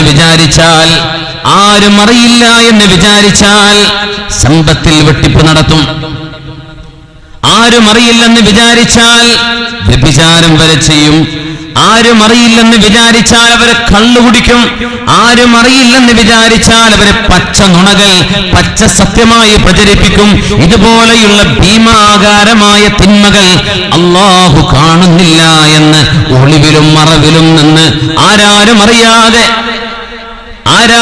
ആരുടെയും പേര് പറയാതെ ഇങ്ങനെയാണ് വലിയ കള്ളത്തരങ്ങൾ നടക്കുന്നത്. സോഷ്യൽ മീഡിയകളിലൂടെ പലതും എഴുതിവിടുമ്പോ ആരാണിത് എഴുതിവിട്ടെന്ന് പോലും അറിയില്ല. ചിലപ്പോ യുനൈനിമസ്, ആരാണ്, ആളെ പേരറിയില്ല, അൺനോൺ. അല്ലാഹുവിനറിയില്ലേ ഇതൊക്കെ? വെട്ടിപ്പ് നടത്തുന്നത്, തട്ടിപ്പ് നടത്തുന്നത്. ഒരു പ്രായമുള്ളൊരു മഹാൻ, 2 കാലിന് സ്വാധീനം കുറവാ. അദ്ദേഹം ഒരാഴ്ച മുമ്പ് ഒരു റെസിപ്റ്റ് കാണിച്ചെന്നിട്ട് പറഞ്ഞു, സാർ ഇതാ 2 ആള് ഒരു കാറിൽ പിരിവിന് വന്നതാ. കാറിൽ പിരിവിന് വന്ന ഒരു സ്ഥാപനമുണ്ട് കർണാടകയിൽ. ചോദിച്ചു, സമസ്തൻ്റെ തന്നെയാണോ? ആ സമസ്ത ഞങ്ങളൊക്കെ ഒന്ന് തന്നെയാണ്. ശരി, 500 റുപ്യ കൊടുത്തു. റെസിപ്റ്റും തന്നു. റെസിപ്റ്റ് നോക്കുമ്പോൾ 50 എന്നിട്ടിട്ടൊരു വര, 500ൻ്റെ ഒരു പൂജ ഒഴിവാക്കിയിട്ടുണ്ട്. അദ്ദേഹം പ്രായമുള്ള ആളെ നടക്കണമെങ്കിൽ വടികുത്തിപ്പിടിയല്ല, ഒരാളെ സപ്പോർട്ട് ചെയ്യണം. ആ റെസിപ്റ്റ് കാണിച്ചിട്ടുണ്ട്. ഈ സ്ഥാപനം ഞാനൊന്ന് അന്വേഷിച്ചു, എവിടെയാണ്? ഫോൺ വിളിച്ചു, ഇങ്ങനെ സ്ഥാപനം ഉണ്ടോ? ആ ഉണ്ട്. എത്ര കുട്ടികൾ പഠിക്കുന്നുണ്ട്? 5 കുട്ടികൾ. 5 കുട്ടികൾ പഠിക്കുന്നുണ്ട്. അതിന് അംബാസഡർ ഒരു മാരുതി കാറിട്ട് 800 വണ്ടി എടുത്തിട്ട് ഓടി പിരിവ് നടത്തുക. എന്നിട്ട് എത്ര കൊടുത്തത്? 500 കൊടുത്തതിന് ബില്ലിട്ടത് എത്ര? 50 450 എവിടെ പോയി? ഇദാ ഖലൂ ബിമഹാരിമില്ലാഹി ഇൻതഹഖൂഹാ. ഈ വക തട്ടിപ്പുകളൊന്നും ഒരു മുസ്ലിമിന് ചെയ്യാൻ കഴിയൂല. ഇങ്ങനെയൊക്കെ ദീനി സ്ഥാപനം ഉണ്ടാക്കിയിട്ട് എന്താ കാര്യം? ഇങ്ങനെയൊക്കെ പള്ളി ഉണ്ടാക്കിയിട്ട് എന്താ കാര്യം? ഇദാ ഖലൂ ബിമഹാരിമില്ലാഹി ഇൻതഹഖൂഹാ. പച്ചയായ നുണ പറഞ്ഞ്, ഇല്ലാത്ത കള്ളക്കഥകൾ പറഞ്ഞ്, അള്ളാഹുവിന്റെ ദീനിന്റെ പേര് പറഞ്ഞ് ഹറാമുകൾ ചെയ്യാൻ മടിക്കാത്ത ആളുകൾ, അള്ളാഹു നല്ല ബോധം കൊടുക്കട്ടെ. സിഹ്ർ പോലും ഹലാലാണെന്ന് വിശ്വസിക്കുന്ന ആളുകളുണ്ട്. എങ്ങനെ? സ്വന്തം സംഘടനകൾക്കെതിരെയോ സ്വന്തം നേതാക്കന്മാർക്കെതിരെയോ എന്തെങ്കിലും വിരൽ ചൂണ്ടുന്ന ആളുകളെ അടക്കി നിർത്താൻ വേണ്ടി പച്ചയായ സിഹ്ർ ചെയ്യുന്നത് ഹലാലാണെന്ന് വിശ്വസിക്കുന്ന ആളുകൾ ഈ ഉമ്മത്തിൽ കിടക്കുന്നുണ്ട്. കേരളീയ മുസ്ലിമീങ്ങളിലുണ്ട്. അപകടമല്ല ഇതൊക്കെ? എന്ത് ഇസ്ലാമാണിത്? എന്ത് ഇസ്ലാമാണിത്? ന്യായീകരിക്കുന്ന ആളുകളുണ്ട്. ഇതൊക്കെ ഞങ്ങൾക്കത് ഹലാലാണ്, യുദ്ധതന്ത്രം ഹലാലായ പോലെ എന്ന് പറഞ്ഞ് പച്ചയായ ഹറാമുകളെ ഹലാലുവൽക്കരിക്കുകയും അല്ലാഹു തആല നിഷിദ്ധമാക്കിയതിനെ ഹലാലാ പോലെ കൺകൊണ്ട് നടക്കുകയും പച്ചയായ തട്ടിപ്പുകൾ ഒളിഞ്ഞും തെളിഞ്ഞും മുസ്ലിം ഉമ്മത്തിന്റെ പേരിൽ നടന്നുകൊണ്ടിരിക്കുമ്പോൾ ഓർത്തുപോകണം ഈ ഹദീത്ത്. അള്ളാഹുവിന്റെ മുമ്പിലേക്ക് കണ്ണു ചിമ്മിപ്പോയാൽ ആരംഭിക്കുന്ന ലോകമാണിത്. യജ്അലുഹല്ലാഹു ഹബാഅൻ മൻസൂറാ. പൊടിപൊടിയാക്കി കളയും അല്ലാഹു, പൊടിപൊടിയാക്കി കളയും അല്ലാഹു. എന്തിന്? ഇദാ ഖലൗ ബിമഹാരിമില്ലാഹി ഇൻതഹഖൂഹാ. ചോദിക്കാനും പറയാനും ആളില്ലെന്ന് പറഞ്ഞാൽ പിന്നെ കണക്കില്ല. കോടാനുകോടി ഈ ഉമ്മത്തിനോട് ബാധ്യതകൾ ഉണ്ടായിരിക്കെ ചോദിക്കാനും പറയാനും ആളില്ല, കണക്കില്ല, ഒരു കാര്യവുമില്ല. തോന്നിയതുപോലെ തോന്നിയത് ചെയ്യുകയും മുസ്ലിം ഉമ്മത്തിന്റെ ഉള്ളിൽ കിടന്ന് തിന്മകളെ നന്മയായി വിചാരിക്കുകയും തിന്മകൾ മറകൾക്കുള്ളിൽ വെച്ച് ചെയ്യുകയും ചെയ്യുന്ന ഓരോ മുസ്ലിമും സംഘടനകൾക്ക് അതീതമായി പറയട്ടെ, ഏത് സംഘടനകളാകട്ടെ, ഏത് രാജ്യക്കാരാവട്ടെ, മുസ്ലിം ഉമ്മത്തിനെ താക്കീത് ചെയ്യുകയാണ് റസൂലുള്ളാഹി സ്വല്ലല്ലാഹു അലൈഹി വസല്ലമ തങ്ങൾ. അങ്ങനെ പറ്റിപ്പോവല്ലേ, നിങ്ങൾ അങ്ങനെ പെട്ടുപോവല്ലേ. എന്തുകൊണ്ടാണ് മുസ്ലിമിന്റെ വ്യക്തിത്വം അറിയപ്പെടുന്നത്? ഒരു മുസ്ലിം മുസ്ലിമാണെന്ന് തെളിയുന്നത് അവന്റെ സംസ്കാരത്തിലൂടെയാണ്. സംസ്കാരം എന്നത് മുസ്ലിമിന്റെ വാക്കാണ്, മുസ്ലിമിന്റെ പ്രവൃത്തിയാണ്. സംസ്കാരം എന്നത് മുസ്ലിമിന്റെ ഇടപാടുകളാണ്, മുആമലാത്തുകളാണ്. ഇതൊന്നും ശരിയില്ലെങ്കിൽ നിസ്കാരമാണോ കാര്യം? നിസ്കാരമാണോ ഒരു മുസ്ലിമിന്റെ ഏറ്റവും വലിയ അടയാളമായി? മറ്റൊന്നും നോക്കാതെ സർവമാന തട്ടിപ്പുകളും ചെയ്ത് സർവമാന തിന്മകളും ചെയ്ത് മദ്യപാനവും തിന്മയൊക്കെ ചെയ്ത് നടന്ന് ഒരു മനുഷ്യൻ 5 നേരം നിസ്കരിച്ചത് കൊണ്ട് മുസ്ലിമായോ? മുസ്ലിമാവുന്നുണ്ടോ? എന്തുകൊണ്ട്? മഹാനായ റസൂലുള്ളാഹി സ്വല്ലല്ലാഹു അലൈഹി വസല്ലം തങ്ങൾ പറഞ്ഞു, ആ നിസ്കാരം ശരിയാണെങ്കിൽ ഇന്ന സ്വലാത്ത തൻഹാ അനിൽ ഫഹ്ശാഇ വൽ മുൻകർ.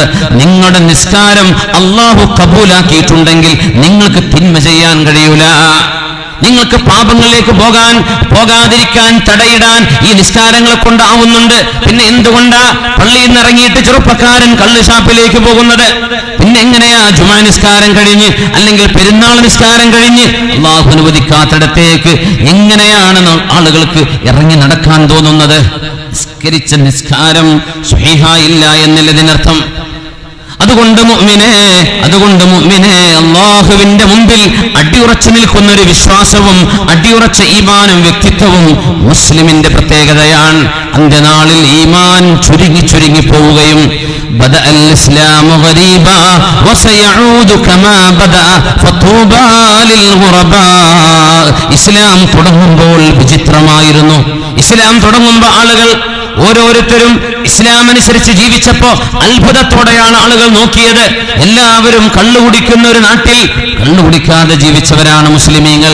എല്ലാവരും വഞ്ചന ചെയ്ത് കച്ചവടം ചെയ്തപ്പോഴാണ് മൻ ഗശ്ശനാ ഫലൈസ മിന്നാ, വഞ്ചന ചെയ്യുന്നവർ നമ്മിൽപ്പെട്ടവരല്ലെന്ന് പറഞ്ഞ് സത്യസന്ധമായി കച്ചവടം ചെയ്ത മുസ്ലിമീങ്ങൾ. ആളുകൾ ചോദിച്ചു, നിങ്ങൾക്ക് എങ്ങനെ ലാഭം ഉണ്ടാക്കാൻ പറ്റും? മദ്യഷാപ്പുകൾ യഥേഷ്ടം നടക്കുമ്പോഴാണ് മദീനയിൽ അനസ് റളിയല്ലാഹു അൻഹു പറയട്ടെ, അല്ലാഹു മദ്യം ഹറാമാക്കി എന്ന ആയത്ത് ഓതി കൊടുക്കുകയേ വേണ്ടൂ. മദീനക്കാര് മുഴുവനും കച്ചവടക്കാർ, നഷ്ടം ലക്ഷങ്ങളാണ്. എന്നാലും കള്ള് ഷാപ്പ് അടച്ചുപൂട്ടി മദ്യത്തിന്റെ സർവഭരണികളും തല്ലിയിട്ട് ഉടച്ച് മദീനയിലൂടെ കള്ളുകൾ ഒഴുകുകയായിരുന്നു. കള്ളൊഴുകി എന്ന് മഹാനായ അനസ് റളിയല്ലാഹു അൻഹു എക്സാജുറേഷൻ അല്ല, നടന്ന റിയാലിറ്റി. മഹാനായ അഷ്റഫുൽ ഖൽഖ് സ്വല്ലല്ലാഹു അലൈഹി വസല്ലമ തങ്ങൾ വിഭാവനം ചെയ്ത ഒരു ഉമ്മത്ത് തിന്മകൾ ഉണ്ടാകുമ്പോൾ പതറുന്നവരല്ല, അള്ളാഹുവിന് വേണ്ടി ഉറച്ചു നിൽക്കുന്നവരാണ്. അള്ളാഹുവേ, ആ ഉറച്ച ഈമാൻ നീ ഞങ്ങൾക്ക് നൽകണമേ തമ്പുരാനെ. ദീനിന് വേണ്ടി ത്യാഗം ചെയ്ത പ്രഗത്ഭരായ അലിമീങ്ങളിൽ മഹാനായ അഹ്മദ് ഇബ്നു ഹംബൽ റളിയല്ലാഹു തആല അൻഹു വിശുദ്ധമായ ഖുർആൻ അള്ളാഹുവിന്റെ സൃഷ്ടിയാണോ അല്ലയോ, ഖുർആൻ മഖ്ലൂഖാണോ അല്ലയോ എന്ന ഒരു ചർച്ച അന്ന് നടന്നു. അന്നത്തെ ബിദ്അത്തുകാർ, അന്നത്തെ പുത്തനാശയക്കാർ വിശുദ്ധമായ ഖുർആൻ അള്ളാന്റെ ഖൽഖാണ്, സൃഷ്ടിയാണ് എന്ന് പറഞ്ഞപ്പോൾ അഹ്മദ് ഇബ്നു ഹംബൽ റളിയല്ലാഹു അൻഹു അല്ല, അള്ളാഹുവിന്റെ ദാത്ത്, അള്ളാഹുവിന്റെ സിഫത്ത് രണ്ടും അസലിയാണ്. അള്ളാഹുവിന്റെ ദാത്ത് പോലെ തന്നെ റബ്ബിന്റെ വിശേഷണങ്ങളും ആട്രിബ്യൂട്ട്സും ഒരിക്കലും തന്നെ സൃഷ്ടിയല്ല എന്ന് വാദിച്ചതിന്റെ പേരിൽ മുഅ്തസിമിന്റെയും വാഹിഖ് ബില്ലയുടെയും ഇബ്നു അബീ ദുആദിന്റെയും ഒക്കെ ക്രൂരമായ അടികൾക്ക്, പ്രഹരങ്ങൾക്ക് പാത്രീഭൂതനായ അല്ലാമ അഹ്മദ് ഇബ്നു ഹംബൽ റളിയല്ലാഹു തആല അൻഹു ഒരിക്കലും തന്നെ പതറിപ്പോയിട്ടില്ല, അടിയുറച്ചു നിൽക്കുകയായിരുന്നു. പതറിയില്ലല്ലോ. അടികൊണ്ട് രണ്ടടി അടിക്കാൻ പറയാം മുഅ്തസിം. ചാട്ടവാറ് രണ്ടെണ്ണം കൊണ്ടുവന്ന് സർവശക്തിയും ഉപയോഗിച്ച് രണ്ടടി. ജല്ലാദുമാർ അടിക്കുന്ന ആളുകൾ രണ്ടടി അടിക്കുമ്പോഴേക്കും ബോധം കെട്ട് വീടുപോകുമായിരുന്നു അഹ്മദ് ഇബ്നു ഹംബൽ റളിയല്ലാഹു അൻഹു. ആളുകൾ പറഞ്ഞു, അഹ്മദ് ഇബ്നു ഹംബൽ എന്നവരെ ഒന്ന് പറഞ്ഞൂടെ ജനങ്ങൾക്ക് വേണ്ടിയെങ്കിലും, അള്ളാന്റെ കലാമായ ഖുർആൻ അള്ളാഹുവിന്റെ കലാമ സൃഷ്ടിയാണ് എന്ന് ഒന്ന് പറഞ്ഞൂടെ? ഞാൻ പറഞ്ഞു, ഞാൻ മരിക്കും, ഞാൻ മരിച്ചു പോകും, ഞാൻ പറഞ്ഞ വാക്കുകൾ ബാക്കിയാവും. അങ്ങനെയാണെങ്കിൽ പിൻഗാമികളായ ആളുകൾ അള്ളാഹുവിന്റെ കലാമിനെ പറ്റി തെറ്റി വിചാരിക്കാൻ ഞാൻ കാരണമാവില്ലേ? വിട്ടുകൊടുക്കൂല. അതുകൊണ്ട് ഞാൻ അടിപതറാതെ നിൽക്കുകയാണെന്ന് പറഞ്ഞ് മഹാനായ അഹ്മദ് ഇബ്നു ഹംബൽ റളിയല്ലാഹു തആല അൻഹു, ബഹുമാനപ്പെട്ടവർ ആ വിഷയത്തിൽ വിട്ടുവീഴ്ചക്ക് റെഡിയില്ലാതെ, വിട്ടുവീഴ്ചക്ക് ഒരുക്കമല്ല എന്ന് പറഞ്ഞ് അടിപതറാതെ നിന്നു. ഞാൻ ചോദിക്കട്ടെ, ഇസ്ലാമികമായ ഏതെങ്കിലും ഒരു അനുഷ്ഠാനം വരുന്ന നേരത്ത്, ഇസ്ലാമികമായ എന്തെങ്കിലും ഒരു വിഷയം നമ്മുടെ മുമ്പിലേക്ക് വരുമ്പോ എന്തിനാണ് മുൻഗണന? ആർക്കാ നമ്മൾ മുൻഗണന കൊടുക്കുന്നത്? അള്ളാഹുവിനാണോ അതല്ല നമ്മുടെ ശരീരേച്ഛകൾക്കാണോ? റസൂലുള്ളാഹി സ്വല്ലല്ലാഹു അലൈഹി വസല്ലമ തങ്ങളുടെ കാലത്തും അതിന്റെ ശേഷവും ത്യാഗങ്ങൾ ഒരുപാട് അനുഭവിച്ചവരാണ് മുഅ്മിനീങ്ങൾ. സലഫ് സ്വാലിഹീങ്ങളിൽ ഒരാൾ അന്നത്തെ അക്രമിയായ ഒരു ഭരണാധികാരിയോട് സത്യം തുറന്നു പറഞ്ഞതിന്റെ പേരിൽ നായകളെ വിശക്കാനിട്ട്, ദിവസങ്ങളോളം വിശക്കാനിട്ട് മഹാന്മാരായ ആലിമീങ്ങളുടെ ശരീരം കടിച്ചു തിന്നാൻ വിടുമായിരുന്നു. അപ്പോഴും അവർ പറഞ്ഞത്, ലൗ കുൻതു ഹുകിംതു ബിഹഖിൻ ഫഅന അർതദി അൽ ഹഖ്. സത്യം പറഞ്ഞതിന്റെ പേരിലാണ് എന്നെ കഥ കഴിക്കുന്നത് എങ്കിൽ ഞാനത് ഇഷ്ടപ്പെടുന്നു. وإن كنت حكمت بباطل فأنا على من أن نسترحم الباطل.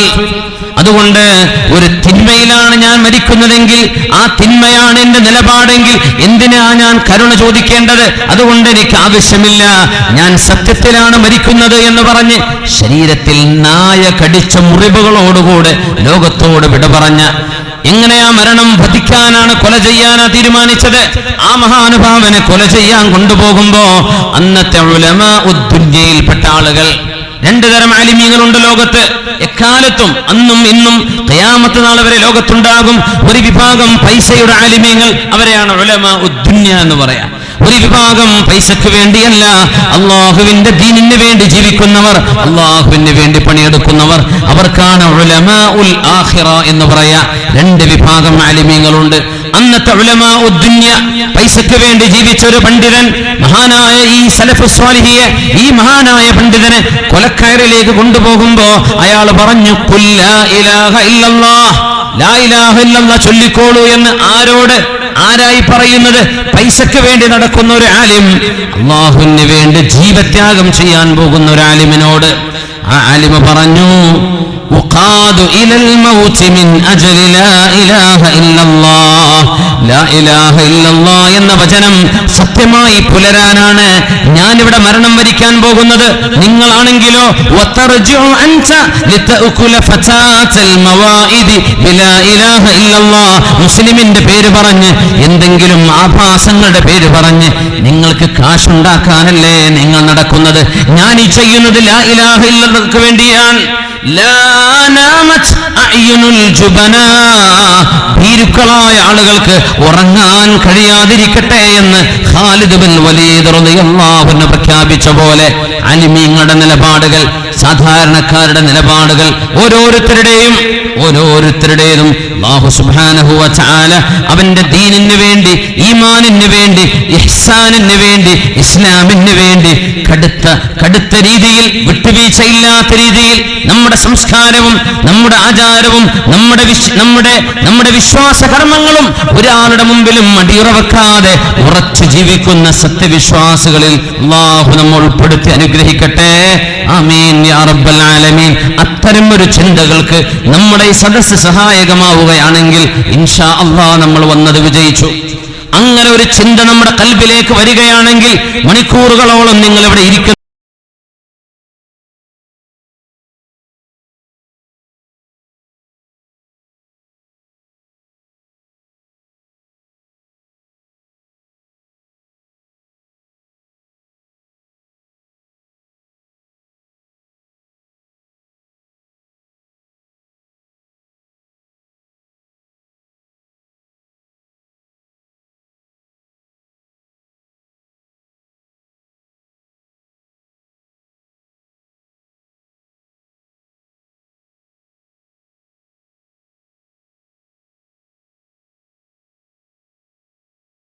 നിന്ന് ബഗ്ദാദിലേക്ക് വരുന്ന ഇൽമു പഠിക്കാൻ വേണ്ടി.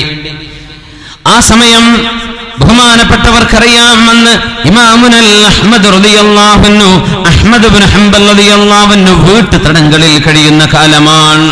ബഹുമാനപ്പെട്ടവർ സ്വന്തം ജീവിതം പോലും മാറ്റിവെച്ച്, പെൺകുട്ടികൾ ഉണ്ടായിരുന്നു, ആൺകുട്ടിയില്ലായിരുന്നു, ഒരുപാട് പെൺമക്കളുണ്ട്.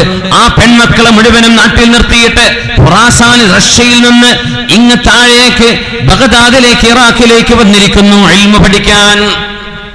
നമ്മൾ വിചാരിക്കും ഇതുപോലെയുള്ള ആണത്വവും ഇതുപോലെയുള്ള ഉറച്ച വിശ്വാസവും വലിയ വലിയ ആലിമീങ്ങൾക്ക് മാത്രമാണോ? അല്ല.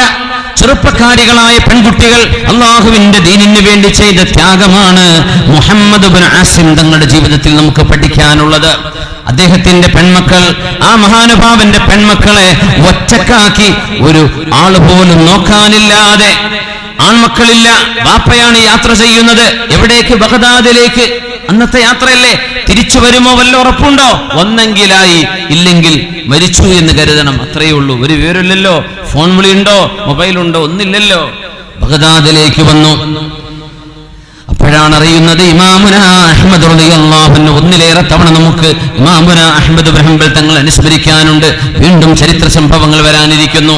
അഹ്മദ് ഇബ്നു ഹംബൽ റളിയല്ലാഹു അൻഹു ഖൽഖുൽ ഖുർആനിന്റെ വിഷയത്തിൽ എന്ന പ്രയാസത്തിലാണ്.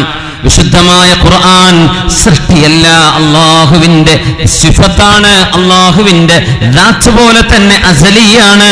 അത് സൃഷ്ടിയാണെന്ന് പറയാൻ കഴിയില്ല. ഖുർആന്റെ പേജിനെ കുറിച്ചല്ല, ഖുർആന്റെ ചട്ടയെ കുറിച്ചല്ല, ഖുർആൻ എഴുതിയ മഷിയെ കുറിച്ചല്ല. ഖുർആൻ എന്ന അള്ളാഹുവിന്റെ സംസാരം അത് മഖ്ലൂഖല്ല, അത് സൃഷ്ടിയല്ല, അത് സൃഷ്ടാവിന്റെ വിശേഷണമാണ് എന്ന് വാദിച്ച മഹാനാണ് അഹ്മദ് ഇബ്നു ഹംബൽ റളിയല്ലാഹു തആല അൻഹു. അതിന്റെ പേരിൽ 40 കൊല്ലത്തോളം കഠിനമായ ശിക്ഷകൾക്ക് വിധേയമായിട്ടുള്ള പണ്ഡിതൻ. ബഹുമാനപ്പെട്ടവരെ, അന്ന് വീട്ടുതടങ്കലിലാണ്. അപ്പോഴാണ് ബഗ്ദാദിൽ ദർസ് തുടങ്ങിയ മഹാനായ മുഹമ്മദ് ഇബ്നു ആസിം എന്നവരെ തന്റെ കൂട്ടുകാരോട് പറഞ്ഞു, ഇമാമുന അഹ്മദ് എന്നവരുടെ കൂടെ ഐക്യദാർഢ്യം പ്രഖ്യാപിച്ചുകൊണ്ട് നമുക്കുമൊന്ന് പറയുകയല്ലേ, ഖുർആൻ ഗൈറു മഖ്ലൂഖ്, ഖുർആൻ മഖ്ലൂഖല്ല, ഖുർആൻ സൃഷ്ടിയല്ല, അത് സൃഷ്ടാവിന്റെ വിശേഷണമാണ്. സൃഷ്ടാവ് സൃഷ്ടിയല്ലല്ലോ, മുഖാലിഫുൽ ലിൽ ഹവാദിസ് അല്ലേ. ഇത് നമുക്കൊന്ന് ഉറക്കെ വിളിച്ചു പറയാം. അപ്പോഴാ ഓർക്കുന്നത്, അങ്ങനെ ആരെങ്കിലും പറഞ്ഞാൽ അവരുടെ തല പോയി പോകും, അവരെ കൊന്നുകളയും. അന്നത്തെ രാജാവ് വാസിഖ് ബില്ലയുണ്ട്, മുഅ്തസിമുണ്ട്, ഇബ്നു അബീ ദുആദുണ്ട്. ഇവരൊക്കെ വലിയ കൊടിയ അക്രമികളാണ് അന്നത്തെ കാലത്ത്. എന്തു ചെയ്യണം? ഒരൽപ്പം പകച്ചുപോയി. 2 ദിവസം കഴിഞ്ഞപ്പോഴാണ് സ്വന്തം പെൺമക്കൾ റഷ്യയിൽ നിന്ന് ബഗ്ദാദിലേക്ക് ഒരു കത്ത് വിടുന്നത്. പെൺമക്കൾ കൂടി കത്തെഴുതി വാപ്പാക്ക്. വാപ്പ വേഗം വരുന്നല്ല എഴുതിയത്. വാപ്പ വരുമ്പോ എന്താ കൊണ്ടുവരാ, എന്ത് ടോയാ ഞങ്ങൾക്ക് കൊണ്ടുവരുന്നത്? അതല്ല ഈ പെൺകുട്ടികൾ ചോദിക്കുന്നത്. എന്താ പറഞ്ഞെന്നറിയോ? ആ പെൺമക്കൾ കത്തിലെഴുതി, യാ അബാനാ, ഞങ്ങളുടെ പ്രിയപ്പെട്ട ഉപ്പാ, ഖദ് സമിഅനാ, ഞങ്ങൾ കേട്ടിരിക്കുന്നു, അന്ന റജുല ഖദ്ദ അന്നാസ ഇലൽ ഖൗലി ബിഖൽഖിൽ ഖുർആൻ, നിങ്ങളുടെ നാട്ടിലെ ഭരണാധികാരി അല്ലാഹുവിന്റെ കലാം സൃഷ്ടിയാണ് എന്ന് വാദിക്കാൻ ആളുകളെ നിർബന്ധിക്കുന്നുണ്ട് എന്ന് ഞങ്ങൾ കേട്ടിട്ടുണ്ട് ഉപ്പാ.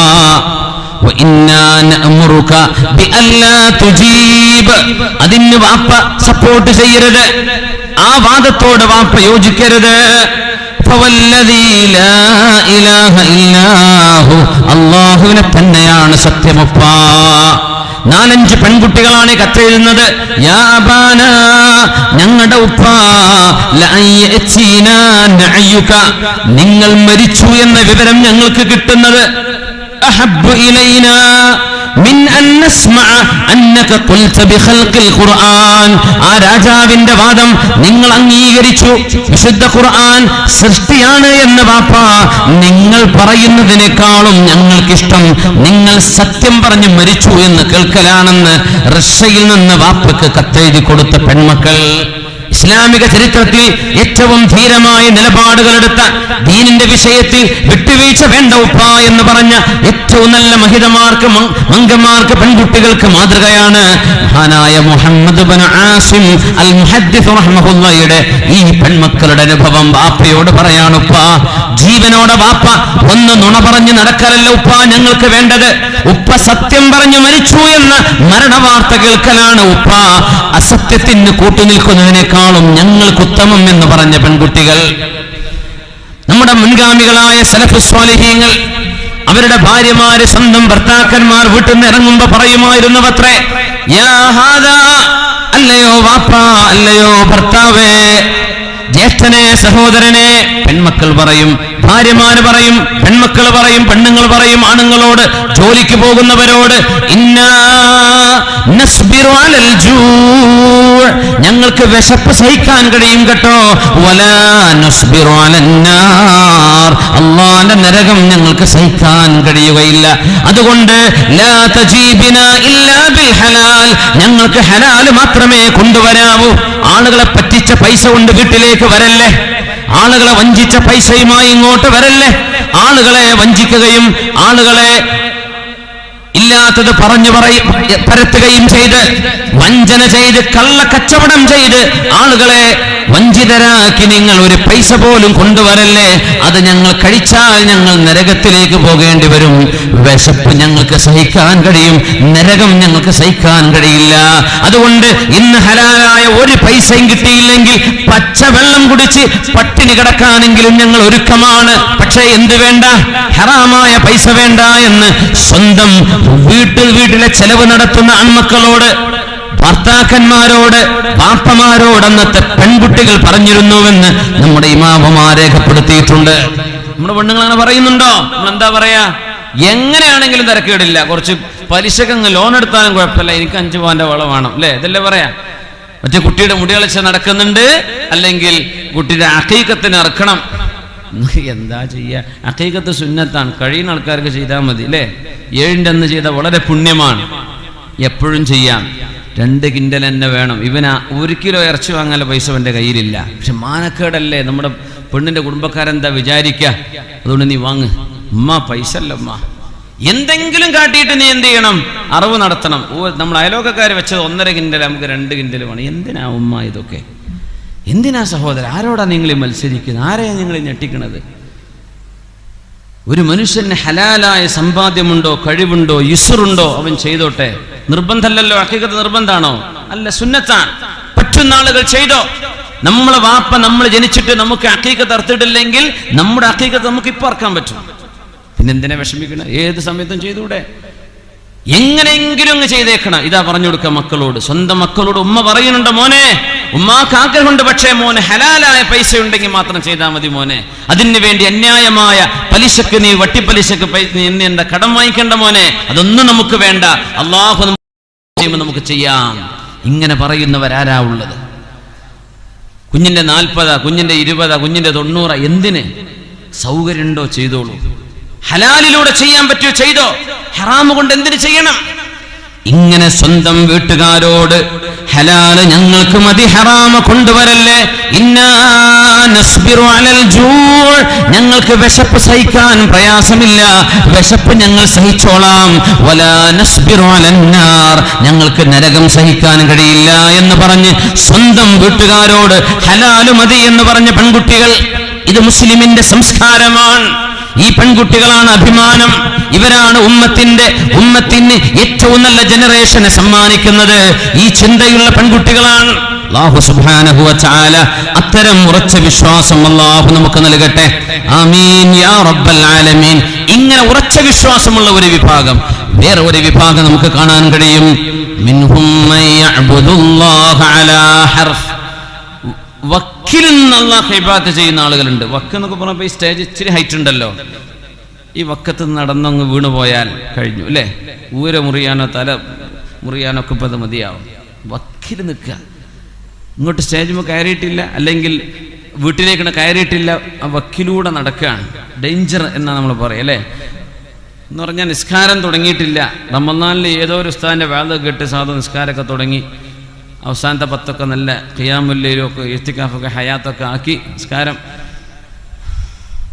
പണ്ട് നിസ്കരിക്കാൻ വലിയ മടിയുള്ള ഒരാൾ, ജീവിച്ചിരിപ്പുള്ള ആളാണ്, നിസ്കരിക്കാൻ വലിയ മടിയായിരുന്നു. അങ്ങനെ അദ്ദേഹത്തെ നിസ്കരിക്കാൻ വേണ്ടി ഒരു മഗ്‌രിബിന് കൊണ്ടുപോയി നിസ്കരിപ്പിക്കാൻ കൊണ്ടുപോയ ആൾ ഈ സദസ്സിലുണ്ട്.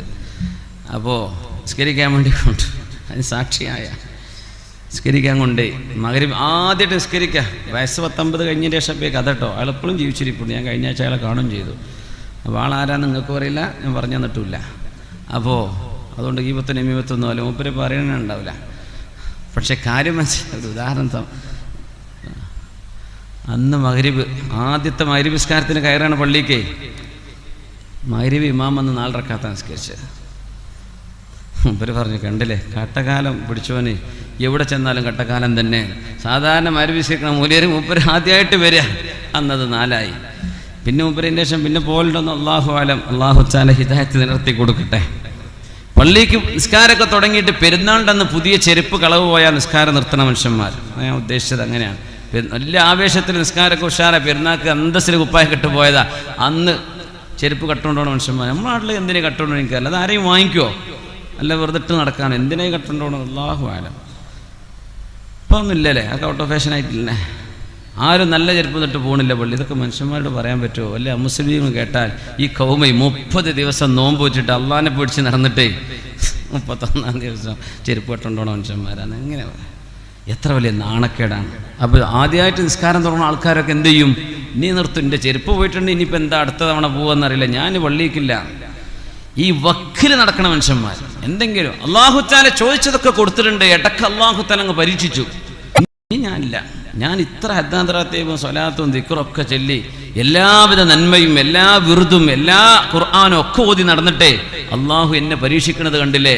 കള്ളു കുടിച്ച് നടക്കുന്ന ചെറുപ്പക്കാരെ അന്തസ്സിലതാ നടക്കുന്ന, ഒരു കുഴപ്പമില്ല, എനിക്ക് അള്ളാഹു ഇതാ രോഗം തന്നിരിക്കുന്നു. അങ്ങനെയൊക്കെ വക്കിൽ വെച്ച് ചിന്തിക്കുന്ന അവസ്ഥകളുണ്ട്. അള്ളാഹു കാത്ത് രക്ഷിക്കട്ടെ.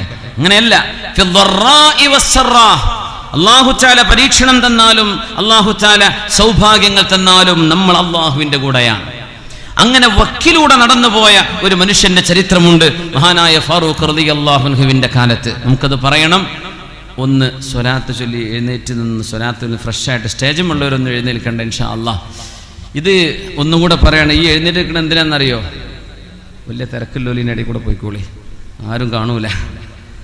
അപ്പോൾ കയ്യും കാലൊക്കെ ഒന്ന് പൊന്തിച്ചൊക്കെ ഒന്ന് ഫ്രഷായിട്ട് ഒന്ന് തരിപ്പൊക്കെ ഒന്ന് മാറി ഇരിക്കാൻ വേണ്ടിയിട്ടാണ് ഇൻഷാ അല്ലാഹ്. പിന്നെ മൂത്രമൊഴിക്കാനോ എന്തെങ്കിലും ആവശ്യം പോയി തിരിച്ചു വരുന്നവരുണ്ടാവും, അങ്ങനെ പോയി വീട്ടിൽ പോകേണ്ടവരുണ്ടാവും, വേറെ പല ആവശ്യങ്ങളൊക്കെ ഉണ്ടാവും. അപ്പോൾ ഇൻഷാ അല്ലാഹ് ഓരോരോ 3/4 മണിക്കൂർ കഴിഞ്ഞാലും എഴുന്നേൽക്കും. അപ്പോൾ ഈ വണ്ടി വിട്ടാൽ ഞാൻ അടുത്ത വണ്ടി 3/4 മണിക്കൂർ കഴിഞ്ഞിട്ടേ വരുള്ളൂ, അടുത്ത സ്റ്റോപ്പ്. അപ്പോൾ ഇൻഷാ അല്ലാഹ് തിരക്കുള്ളവർ ഇതിൻ്റെ ഇടയിൽ കൂടെ കഴിച്ചിലേക്കൂടി. ബിസ്മില്ലാ സല്ലു അലൻ നബി മുഹമ്മദിൻ വ ആലി.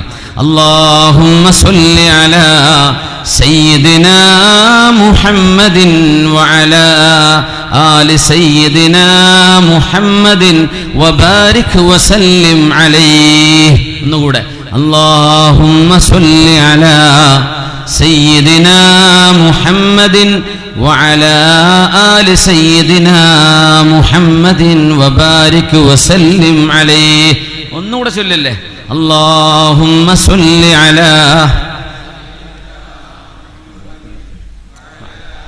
آل سيدنا محمد وبارك وسلم عليه. جزاكم الله خير. എല്ലാവരും ഇരിക്കി.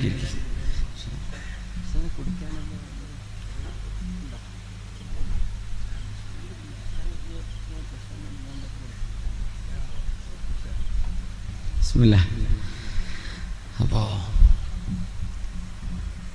ജബലത്ത് ഇബ്നു ഐഹം എന്ന് പറയുന്ന ഗസ്സാൻകാരുടെ രാജാവ് അല്ലാഹുവിന്റെ റസൂലിന്റെ കാലശേഷം ഉമർ ഇബ്നുൽ ഖത്താബ് റളിയല്ലാഹു അൻഹുവിന്റെ കാലത്ത് മുസ്ലിമായി മക്കയിലേക്ക് കടന്നു വരുന്നു. അന്നൊരു അത്രയാണ് ഇപ്പൊ തന്നെ ഉപയോഗിച്ചേക്കല്ലേ. ബിസ്മില്ലാ. അപ്പോൾ ബഹുമാനരെ മുഅ്മിനീങ്ങളെ, കാര്യപ്പെട്ട മഹാനാണ് അല്ലാഹു തആല. അല്ലാഹു സുബ്ഹാനഹു വ തആല ആഫിയത്തും സലാമത്തും ഒരുപാട് കാലം അവരുടെ ആത്മീയമായ നേതൃത്വം നമുക്ക് കിട്ടാനുള്ള സൗഭാഗ്യം അല്ലാഹു നമുക്കൊക്കെ തരട്ടെ. അല്ലാഹു അവർക്ക് ആഫിയത്തും സലാമത്തും വർദ്ധിപ്പിച്ചു കൊടുക്കട്ടെ. ആമീൻ യാ റബ്ബൽ ആലമീൻ. നമ്മുടെ ഉസ്താദുമാരുടെയും ആലിമീങ്ങളുടെയൊക്കെ ഒരു പ്രത്യേകതയും നമ്മുടെ ആലിമീങ്ങളുടെ ഒരു ചിത്രമൊക്കെ ബഹുമാനപ്പെട്ട ഉസ്താദ് നിങ്ങനെ കണ്ടാൽ മനസ്സിലാവും. ഭയങ്കര ജഗബോഗയും ഒച്ചപ്പാടും ബഹളവും അതൊന്നും നമ്മുടെ ആലിമീങ്ങൾക്കില്ല. അതാണ് ഉലമാഇന്റെ അടയാളം. ഈ ജഗബോഗാക്കുണ്ടല്ലോ, അതിലൊന്നും കാര്യമില്ല. അങ്ങനെയല്ല വേണ്ടത്. അതറിയാത്തതുകൊണ്ടാണ്. ആ ഒരു വിനയവും താഴ്മയും അവരുടെ ലാളിത്യവും അതൊക്കെ അല്ലാഹു സുബ്ഹാനഹു വ തആല നമ്മുടെ ആലിമീങ്ങളിൽ തന്ന വലിയ മഹത്വമാണ്. അങ്ങനത്തെ ആളുകൾക്ക് ദുആഇന് ഉത്തരവും അവരുടെ സാന്നിധ്യത്തിൽ ബറക്കത്തും അല്ലാഹു നൽകുന്നുണ്ട്. അല്ലാഹു സുബ്ഹാനഹു വ തആല നമുക്കൊക്കെ നൽകി അനുഗ്രഹിക്കട്ടെ. നിങ്ങൾ ഭാഗ്യവാന്മാർ. നിങ്ങളുടെ നാട്ടിൽ ബഹുമാനപ്പെട്ട ഉസ്താദ് വന്നത് വലിയ ഭാഗ്യമാണ്. അല്ലാഹു തആല ഒരുപാട് നന്മകൾ അല്ലാഹു നമുക്ക് നൽകി അനുഗ്രഹിക്കട്ടെ. ആമീൻ യാ റബ്ബൽ ആലമീൻ. നമുക്കിടയിൽ ബക്കറ്റുമായി നമ്മുടെ പ്രവർത്തകർ വരുന്നുണ്ട് കേട്ടോ. വന്നിട്ടുണ്ടാവും ചിലപ്പോൾ. ഇനി വന്നിട്ടില്ലെങ്കിൽ ഇനി വരും ഇൻഷാ അല്ലാഹ്. കാര്യമായ സഹായം നിങ്ങളത് ചെയ്തു കൊടുക്കണേ ഇൻഷാ അല്ലാഹ്. അല്ലാഹു ബറക്കത്തിലാക്കട്ടെ. ആമീൻ യാ റബ്ബൽ ആലമീൻ. മലിക് ഗസ്സാനികളുടെ രാജാവ് ജബലത്ത് ഇബ്നു ഐഹം മുസ്ലിമായി എന്ന വിവരം കേട്ടപ്പോൾ മുസ്ലിമീങ്ങൾക്കൊക്കെ വല്ലാത്ത സന്തോഷം. കാരണം അന്ന് നമ്മൾ സൗദി അറേബ്യ എന്ന് പറഞ്ഞ കിങ്ഡം ഓഫ് സൗദി അറേബ്യ എന്ന് പറയുന്ന ഒരു കിങ്ഡം, രാജാക്കന്മാർ ഭരിച്ചിരുന്ന ഒരു കിങ്ഡം, ഒരു കിങ്ഷിപ്പ് ഒന്നുമില്ല.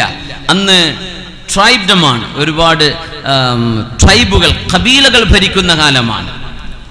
അപ്പോ സൗദി അറേബ്യയുടെ, ഇന്നത്തെ സൗദി അറേബ്യയുടെ ജസീറത്തുൽ അറബിന്റെ നോർത്ത് ഈസ്റ്റ് ഭാഗം, അവിടെയാണ് ഗസ്സാനികൾ ഉള്ളത്.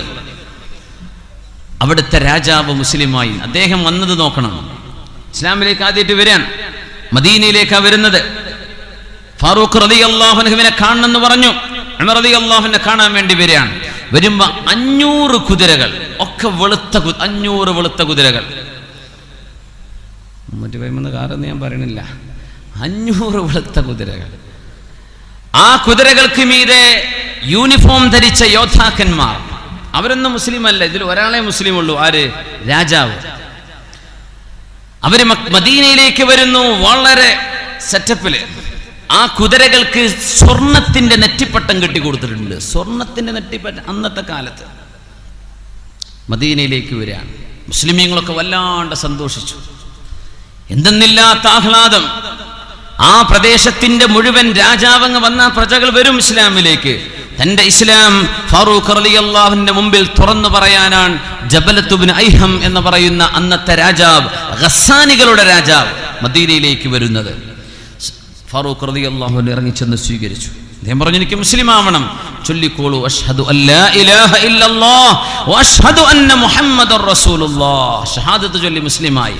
ഉമർ റളിയല്ലാഹു അൻഹു ഹജ്ജിന് വേണ്ടി പോകാൻ ഒരുങ്ങാൻ. ജബലത്ത് ഇബ്നു ഐഹം, ഞങ്ങളുടെ കൂടെ ഹജ്ജിന് വരുന്നോ? ഇവിടെ നിന്ന് 500 കിലോമീറ്റർ കൂടെ അങ്ങ് സൗത്തിലേക്ക് ഓടിയാൽ മക്കയാണ്. നിങ്ങൾ മക്കയിലേക്ക് ഹജ്ജിന് വരുന്നോ? ഞങ്ങൾ ഞാനും വരുന്നു. ജബലത്ത് ഇബ്രാഹിം രാജകീയമായ പ്രൗഢിയിൽ മക്കയിലേക്ക് വരുന്നു. മക്കയിലെത്തി തവാഫ് നടക്കുകയാണ്. ശുദ്ധമായ കഅബാലയത്തിന്റെ ചുറ്റും തവാഫ് ഇങ്ങനെ നടന്നുകൊണ്ടിരിക്കുന്ന നേരത്ത് ഫസാരി ഗോത്രത്തിൽപ്പെട്ട ഒരു ചെറുപ്പക്കാരൻ ഇദ്ദേഹത്തിന്റെ വസ്ത്രത്തിൽ അങ്ങോട്ട് ചവിട്ടിപ്പോയി. അറിയാതെ ചവിട്ടിയത് പരമാർത്ഥം ജബലത്ത് ഇബ്രാഹിം അദ്ദേഹത്തിന്റെ മൂക്കിനടിച്ചു. മൂക്ക് പൊട്ടിയിട്ട് ചോര വന്നു. ഫസാരിയായ ചെറുപ്പക്കാരൻ ഉമർ വന്ന് പരാതി പറഞ്ഞു. ഉമർ എന്നവരെ ജബലത്ത് ഇബ്രാഹിം എന്റെ മൂക്കിനടിച്ചു, എന്റെ മൂക്ക് മുറിഞ്ഞിരിക്കുന്നു. എന്തേ കാരണം? ഞാൻ അറിയാതെ അയാളുടെ ഡ്രസ്സിൽ ചവിട്ടിപ്പോയതാണ്. ഉമർ തങ്ങളാണ്, വിടുവോ? ജബല ഇങ്ങോട്ട് വാ. ഹൽ ഫഅൽത, നിങ്ങളത് ചെയ്തോ? നഅം, ഞാൻ ചെയ്തു. എന്തിന്? എന്റെ വസ്ത്രത്തിൽ മനഃപൂർവ്വം ചവിട്ടി. പക്ഷെ അയാൾ പറഞ്ഞല്ലോ മനഃപൂർവ്വം അല്ല. നിങ്ങൾ എന്ത് ചെയ്തു? ലതംതുഹു അലാ വജ്ഹി, ഞാനൊരു അടി കൊടുത്തു. അതെയോ? വലൗലാ ഹുർമതു ബൈത്തില്ലാഹി ലദറബ്തു ബൈന ഐനൈഹി ബിസ്സൈഫ്. അല്ലാഹുവിന്റെ കഅബാലയത്തിന്റെ മുമ്പിലായി പോയി കഅബയിലല്ലായിരുന്നുവെങ്കിൽ, മസ്ജിദുൽ ഹറാമിലല്ലായിരുന്നുവെങ്കിൽ ഞാൻ അയാളുടെ രണ്ട് കണ്ണുകൾക്കിടയിൽ എന്റെ വാളുകൊണ്ട് വെട്ടുമായിരുന്നു. ഓ ഉമർ റളിയല്ലാഹു അൻഹു, ലഖദ് അഖറർത, ചെയ്ത തെറ്റ് നിങ്ങളാൽ തന്നെ സമ്മതിച്ചു. സാക്ഷികളൊന്നും വേണ്ടി വന്നിട്ടില്ല, നിങ്ങൾ തന്നെ പറഞ്ഞല്ലോ ഞാൻ ചെയ്തു. ഇമ്മാ അൻ തുർദിയൽ ഫസാരിയ, സാധാരണക്കാരനായ ഫസാരിയെ നിങ്ങൾ തൃപ്തിപ്പെടുത്തണം. ഒന്നുകിൽ നിങ്ങൾ ഇയാളെ വേദനിപ്പിച്ചിട്ടുണ്ട്, അതുകൊണ്ട് നിങ്ങൾ ഇയാളോട് ഒന്നുകിൽ പൊരുത്തപ്പെടിക്കണം, അല്ലെങ്കിൽ ഫസാരിയോട് നിങ്ങളുടെ മൂക്കിന് അതുപോലെ അടിക്കാൻ ഞാൻ ഖിസാസ് ചെയ്യാൻ ഉത്തരവിടുകയാണ്. അങ്ങനെയോ?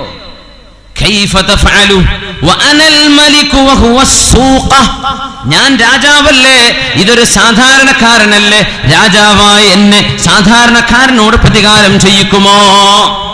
ഇസ്ലാമിലേക്ക് വന്നിട്ടല്ലേ ഉള്ളൂ. ഉമർ തങ്ങൾ പറഞ്ഞു, ലഖദ് സവ്വൽ ഇസ്ലാമു ബൈനകുമാ, മുസ്ലിമായി കഴിഞ്ഞാൽ രാജാവും പ്രജയും അല്ലാഹുവിന്റെ മുമ്പിൽ ഒരുപോലെയാണ്. അള്ളാന്റെ മുമ്പിൽ ഒരുപോലെയാണ് രാജാവും പ്രജയും. മാറ്റല്ല ജബല, ഒന്നുകിൽ നിങ്ങൾ അയാളോട് പൊരുത്തപ്പെടിക്കണം, അല്ലെങ്കിൽ പ്രതികാരമുണ്ട്. നിങ്ങളുടെ മൂക്ക് ഇതുപോലെ നിങ്ങൾക്കും അപായപ്പെടും. ഉമർ എന്നവരെ, ഇന്ന് രാത്രി ഞാൻ ഒന്ന് ആലോചിക്കട്ടെ, എന്നിട്ട് നാളെ പറഞ്ഞാ പോരെ? ആയിക്കോട്ടെ എന്ന് പറഞ്ഞു. അയാളന്ന് രാത്രിക്ക് രാത്രി ഹജ്ജ് പോലും പൂർത്തിയാക്കാതെ തുർക്കിയിലേക്ക് രക്ഷപ്പെട്ടു. വതനസ്വറ, ഇസ്ലാമിൽ നിന്ന് പോയി അയാൾ ക്രിസ്ത്യാനിയായി. ഞാൻ മുസ്ലിം ആവില്ല, ഇങ്ങനെയൊക്കെ ഇസ്ലാം. പാവപ്പെട്ട ആളും മുതലാളിയും രാജാവും പ്രജയും അള്ളാഹുവിന്റെ മുമ്പിൽ ഒരുപോലെയാണെന്ന് പറഞ്ഞതിന്റെ പേരിൽ വളരെ ആവേശത്തോടെ 500 കുതിരകളെ നിരത്തുകയും അതിന് സ്വർണത്തിന്റെ നെറ്റിപ്പട്ടം കൊടുക്കുകയും ചെയ്ത് 500 യോദ്ധാക്കളെയും കൊണ്ട് മദീനയിലേക്ക് മുസ്ലിമാവാൻ ആരവത്തോടെ വന്ന മനുഷ്യൻ തന്റെ കൽബിലുണ്ടായിരുന്ന അഹങ്കാരത്തിന്റെ പേരിൽ, ഞാൻ ആരെക്കാളും വലുതാണ് എന്ന തോന്നലിന്റെ പേരിൽ അള്ളാഹുവിന്റെ ഹിദായത്ത് നഷ്ടപ്പെടുന്ന കാഴ്ചയാണ് ഇവിടെ ഉണ്ടായത്.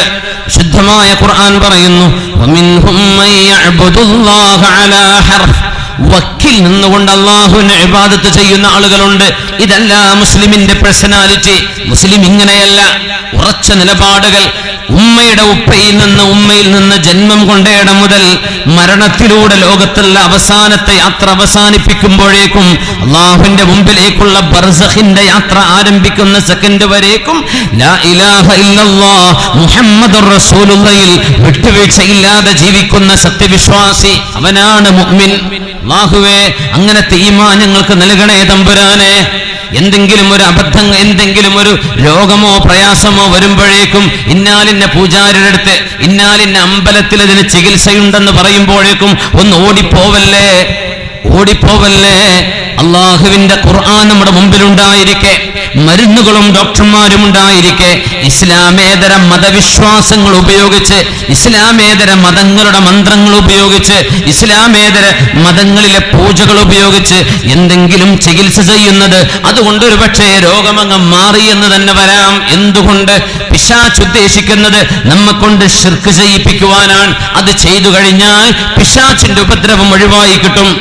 എന്നാൽ അള്ളാഹുവിന്റെ കലാമ് കൊണ്ട് ചികിത്സിക്കുമ്പോൾ ചില വിഷയങ്ങളിൽ 5 കൊല്ലത്തോളം വിശുദ്ധ ഖുർആൻ ഓതി റുഖിയ ചെയ്യേണ്ട കേസുകൾ ഉണ്ടായിട്ടുണ്ട്. 5 കൊല്ലം നിരന്തരമായി റുഖിയ ചെയ്തു കൊടുക്കണം. ഖുർആൻ കൊണ്ട് മന്ത്രി ചൂതി കൊടുക്കുന്ന ചികിത്സ 5 കൊല്ലം ഒരൊറ്റ രോഗിക്ക്.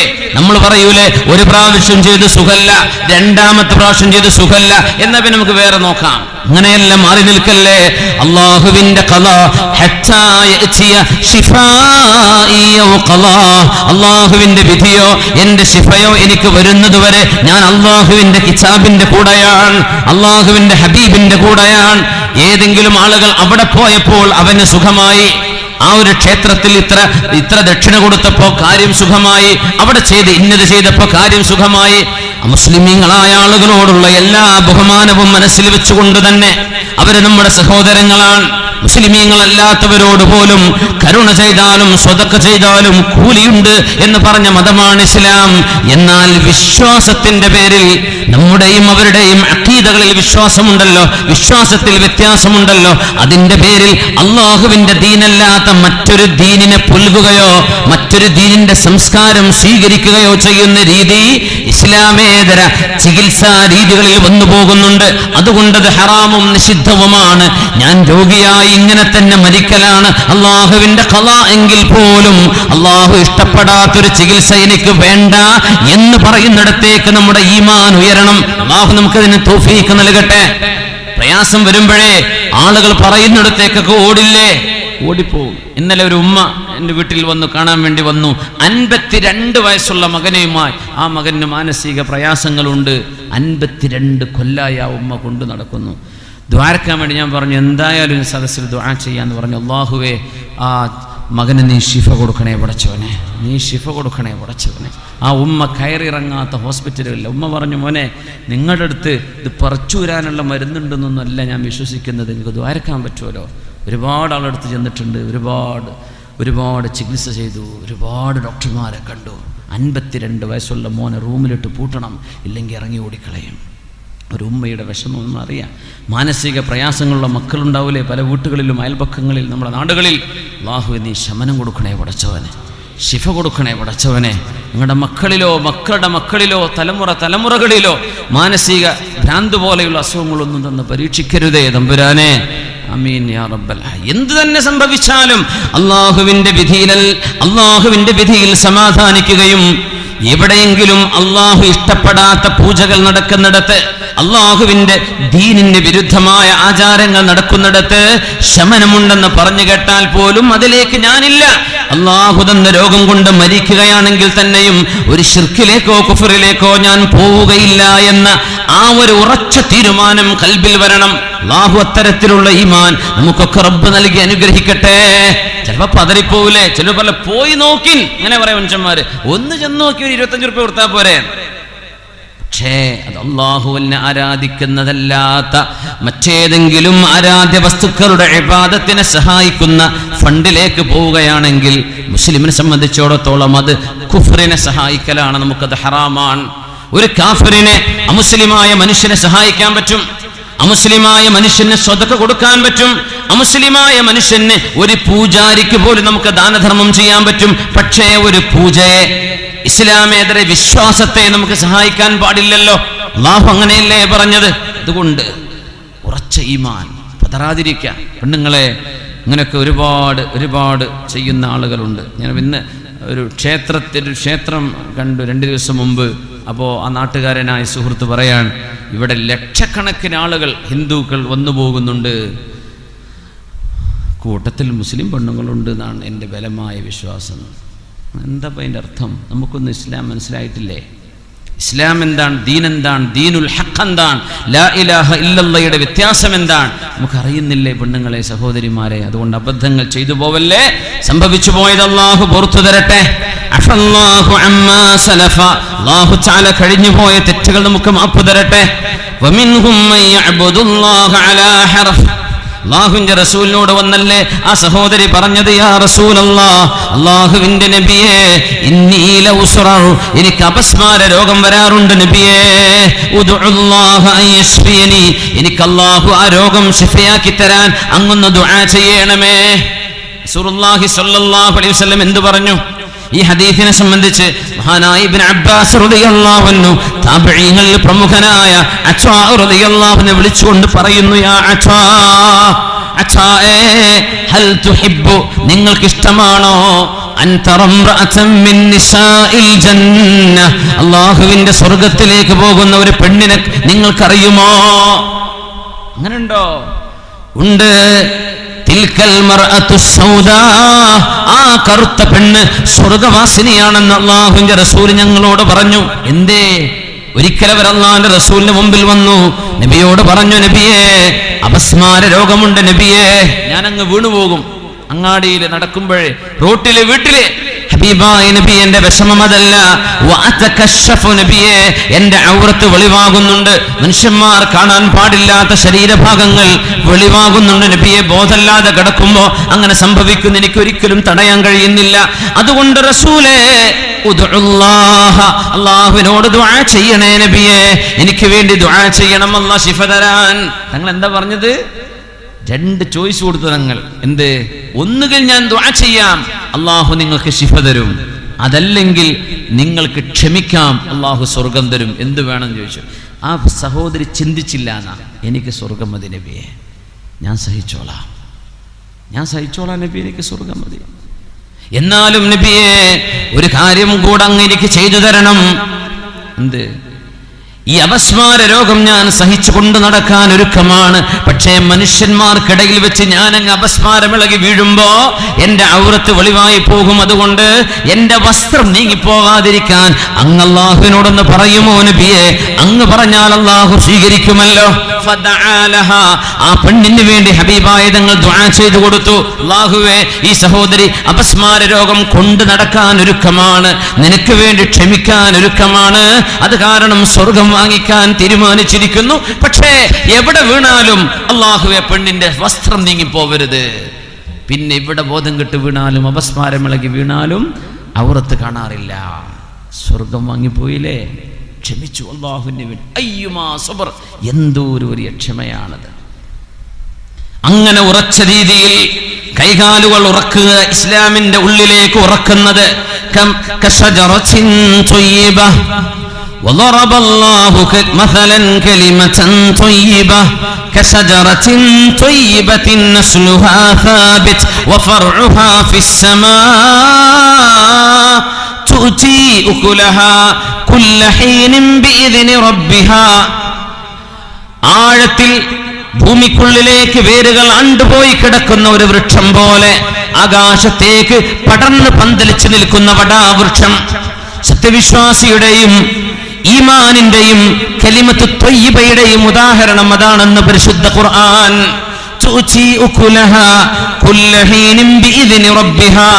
ആ വൃക്ഷത്തിൽ നിന്ന് താഴെ വീഴുന്നത് ഏറ്റവും മധുരമുള്ള പഴവർഗ്ഗങ്ങളാണ്. എല്ലാ നേരത്തും ഒരിക്കൽ കായ്ക്കുന്ന മരങ്ങളുണ്ട്, വർഷത്തിൽ ഒരിക്കൽ, 2 തവണ. എന്നാൽ കുല്ലഹീനിൻ, സത്യവിശ്വാസിയുടെ നിലനിൽപ്പ് അങ്ങനെയാണ്. ഈമാനിൽ അടിയുറച്ച് അള്ളാഹുവിന്റെ ലോകവുമായി ബന്ധിച്ച് ആകാശത്തേക്ക് പടർന്ന് പന്തലിച്ച് നന്മയല്ലാതെ മറ്റൊന്നും അവരിൽ നിന്ന് വരികയില്ല. ഇത് സത്യവിശ്വാസിയുടെ അടയാളമാണ്. അങ്ങനെ അല്ലാഹു തആല നമുക്ക് അങ്ങനത്തെ വാക്കും അത്തരം പ്രവൃത്തികളും അല്ലാഹു നമുക്ക് നൽകി അനുഗ്രഹിക്കട്ടെ. റസൂലുള്ളാഹി സ്വല്ലല്ലാഹു അലൈഹി വസല്ലം തങ്ങളുടെ സ്വഹാബികളിൽ നിന്നും മുൻഗാമികളിൽ നിന്നും നമ്മൾ കണ്ടുപഠിച്ച ഈ എത്രയും വലിയ മഹിതമായ മാതൃകകൾ എങ്ങനെയാണ് നമുക്കുണ്ടാക്കാൻ കഴിയുക? നമ്മൾ എന്താ ചെയ്യേണ്ടത്? എങ്ങനെ നമുക്കിങ്ങനെ ഉറച്ച പേഴ്സണാലിറ്റി, വളരെ സുശക്തമായ വ്യക്തിത്വം എങ്ങനെ നമുക്കുണ്ടാക്കാൻ കഴിയും? ഒന്ന് അത്തഖറുബു ഇലല്ലാഹി ബിമാ യുഹിബ്ബ്, അല്ലാഹു ഇഷ്ടപ്പെടുന്ന മാർഗത്തിൽ അല്ലാഹുവിലേക്ക് അടുക്കണം. അല്ലാഹു നമുക്ക് തൗഫീക്ക് തരട്ടെ. എന്താണ് നമ്മൾ ഇനി ചെയ്യേണ്ടത് എന്നാണ് ഇനി പറയാൻ പോകും. ഇതുവരെ മാതൃകകളെ സംബന്ധിച്ചായിരുന്നു ചർച്ച. എങ്ങനെ നമുക്ക് ഇങ്ങനെ ആവാൻ പറ്റുക? തഖറുബു ഇലല്ലാഹി ബിമാ യുഹിബ്ബ്, അല്ലാഹു ഇഷ്ടപ്പെടുന്നത് എന്തൊക്കെയുണ്ടോ അതൊക്കെ ചെയ്ത് അല്ലാഹുവിലേക്ക് അടുത്തുകൊണ്ടിരിക്കുക. സൃഷ്ടാവായ ഉടമസ്ഥനായ അല്ലാഹുവിലേക്ക് നമ്മൾ അടുക്കുമ്പോൾ ജീവിതത്തിലേക്ക് അല്ലാഹുവിന്റെ അടുപ്പ് നമുക്കറിയാൻ കഴിയും. അല്ലാഹു ഇടപെടുന്നത് കാണാൻ കഴിയും. വിചാരിക്കാത്ത രീതിയിൽ അല്ലാഹുവിന്റെ സഹായം നമ്മുടെ മുമ്പിലേക്ക് വരുന്നത് കാണാൻ കഴിയും. അത്തഖറുബു ഇലല്ലാഹ്, നമ്മൾ അല്ലാഹുവിലേക്ക് അടുത്തോ? സ്നേഹത്തോടെ അടുത്തു പോയിട്ടുണ്ടോ? നമ്മുടെ ഫർളുകൾ നിർവഹിച്ച് സുന്നത്തുകളിലൂടെ അല്ലാഹുവിലേക്ക് അടുക്കാൻ കഴിയുമ്പോ കുന്തു സമഅഹു അല്ലദീ യസ്മഉ ബിഹി, കേൾക്കുന്ന കാത് അല്ലാഹുവല്ലയോ, വബസറഹു അല്ലദീ യുബ്സിറു ബിഹി, കാണുന്ന കണ്ണല്ലാഹുവല്ലേ, വയദഹു അല്ലദീ യബ്തിഷു ബിഹാ, അവൻ തൊടുന്ന പിടിക്കുന്ന കൈ അല്ലാഹുവല്ലേ, വരിജ്ലഹു അല്ലദീ യംശി ബിഹാ, നടക്കുന്ന കാൽ അല്ലാഹു എന്ന് ഖുദ്സിയായ ഹദീസിൽ ശൈഖൈനികളൊക്കെ റിപ്പോർട്ട് ചെയ്ത സ്വഹീഹായ ഹദീസ്. അല്ലാഹുവിന്റെ ഇടപെടൽ കാണാൻ കഴിയും, കേൾക്കാത്തത് കാണാൻ കഴിയുന്നു, കണ്ണുകൾക്ക് അതീതമായത് കണ്ണുകളെ കൊണ്ട് കാണാൻ കഴിയുന്നു. എവിടെ നിന്ന് ഇത് കിട്ടുന്നു? അല്ലാഹുവിന്റെ ഇടപെടൽ ഉണ്ടാവും റബ്ബിലേക്ക് അടുത്തു കഴിഞ്ഞാൽ. അങ്ങനെയാണ് നഹാവന്തിൽ കിടക്കുന്ന സാരിയ റളിയല്ലാഹു അൻഹുവിനെ മദീനയിൽ നിന്ന് കൺട്രോൾ ചെയ്തത് ഫാറൂഖ് റളിയല്ലാഹു അൻഹു. സൈന്യം ഇറാനിലാണ്, മദീനയിലല്ല. മദീനയുടെയും ഇറാനിന്റെയും ഇടയിലുണ്ട് അറേബ്യൻ ഉൾക്കടലുണ്ട്, പേർഷ്യൻ ഉൾക്കടലുണ്ട്. ആ കടലിന്റെ അക്കരെ കിടക്കുന്ന ഇറാനിൽ നടക്കുന്ന യുദ്ധം മദീനയുടെ മിമ്പറിൽ ജുമുഅ നിസ്കാരം നടക്കാനിരിക്കെ ജുമുഅയുടെ ഖുതുബയിലല്ലയോ ഫാറൂഖ് റളിയല്ലാഹു അൻഹു പറയുന്നത്, യാ സാരിയ അൽ ജബൽ അൽ ജബൽ, പർവ്വതം നോക്കണേ, പർവ്വതം നോക്കണേ. എവിടുന്നായി പറയുന്നത്? മദീനയിൽ നിന്ന്. അത് ആര് കേട്ടു? മഹാനായ സാരിയ റളിയല്ലാഹു അൻഹു കേട്ടില്ലേ? അങ്ങനെയല്ലേ മുസ്ലിമീങ്ങൾക്ക് വിജയമുണ്ടായത്? സൈന്യത്തെ പർവ്വതത്തിന്റെ പിന്നിലേക്ക് പറഞ്ഞയച്ചു. അപ്പോഴാ സൈന്യം അവരാക്രമിക്കാൻ പർവ്വതത്തിന്റെ പിന്നിൽ അണിനിരന്നിട്ടുണ്ട്. ആര് കണ്ടു? ഉമർ റളിയല്ലാഹു അൻഹു. എങ്ങനെ അത് കാണുന്നത്? സാറ്റലൈറ്റ് സംവിധാനമാണോ? ഇലാഹിയായ ഇടപെടൽ, അല്ലാഹുവിന്റെ ഇടപെടൽ. കാതുകൾക്ക് കേൾക്കാൻ കഴിയാത്തത്, മറ്റ് കാതുകൾക്ക് കേൾക്കാൻ കഴിയാത്തത് കേൾക്കാൻ കഴിയുന്ന ആളുകൾ, എത്രയോ ആളുകൾ. അത് കേട്ടവരാണ് സാരിയ റളിയല്ലാഹു തആല മദീനയിൽ നിന്ന് മിമ്പർ എന്ന് വെറും വായ കൊണ്ട് വിളിച്ചു പറഞ്ഞത്. സാരിയ റളിയല്ലാഹു അൻഹു കേട്ടത്, ഉമർ തങ്ങൾ പറഞ്ഞത്.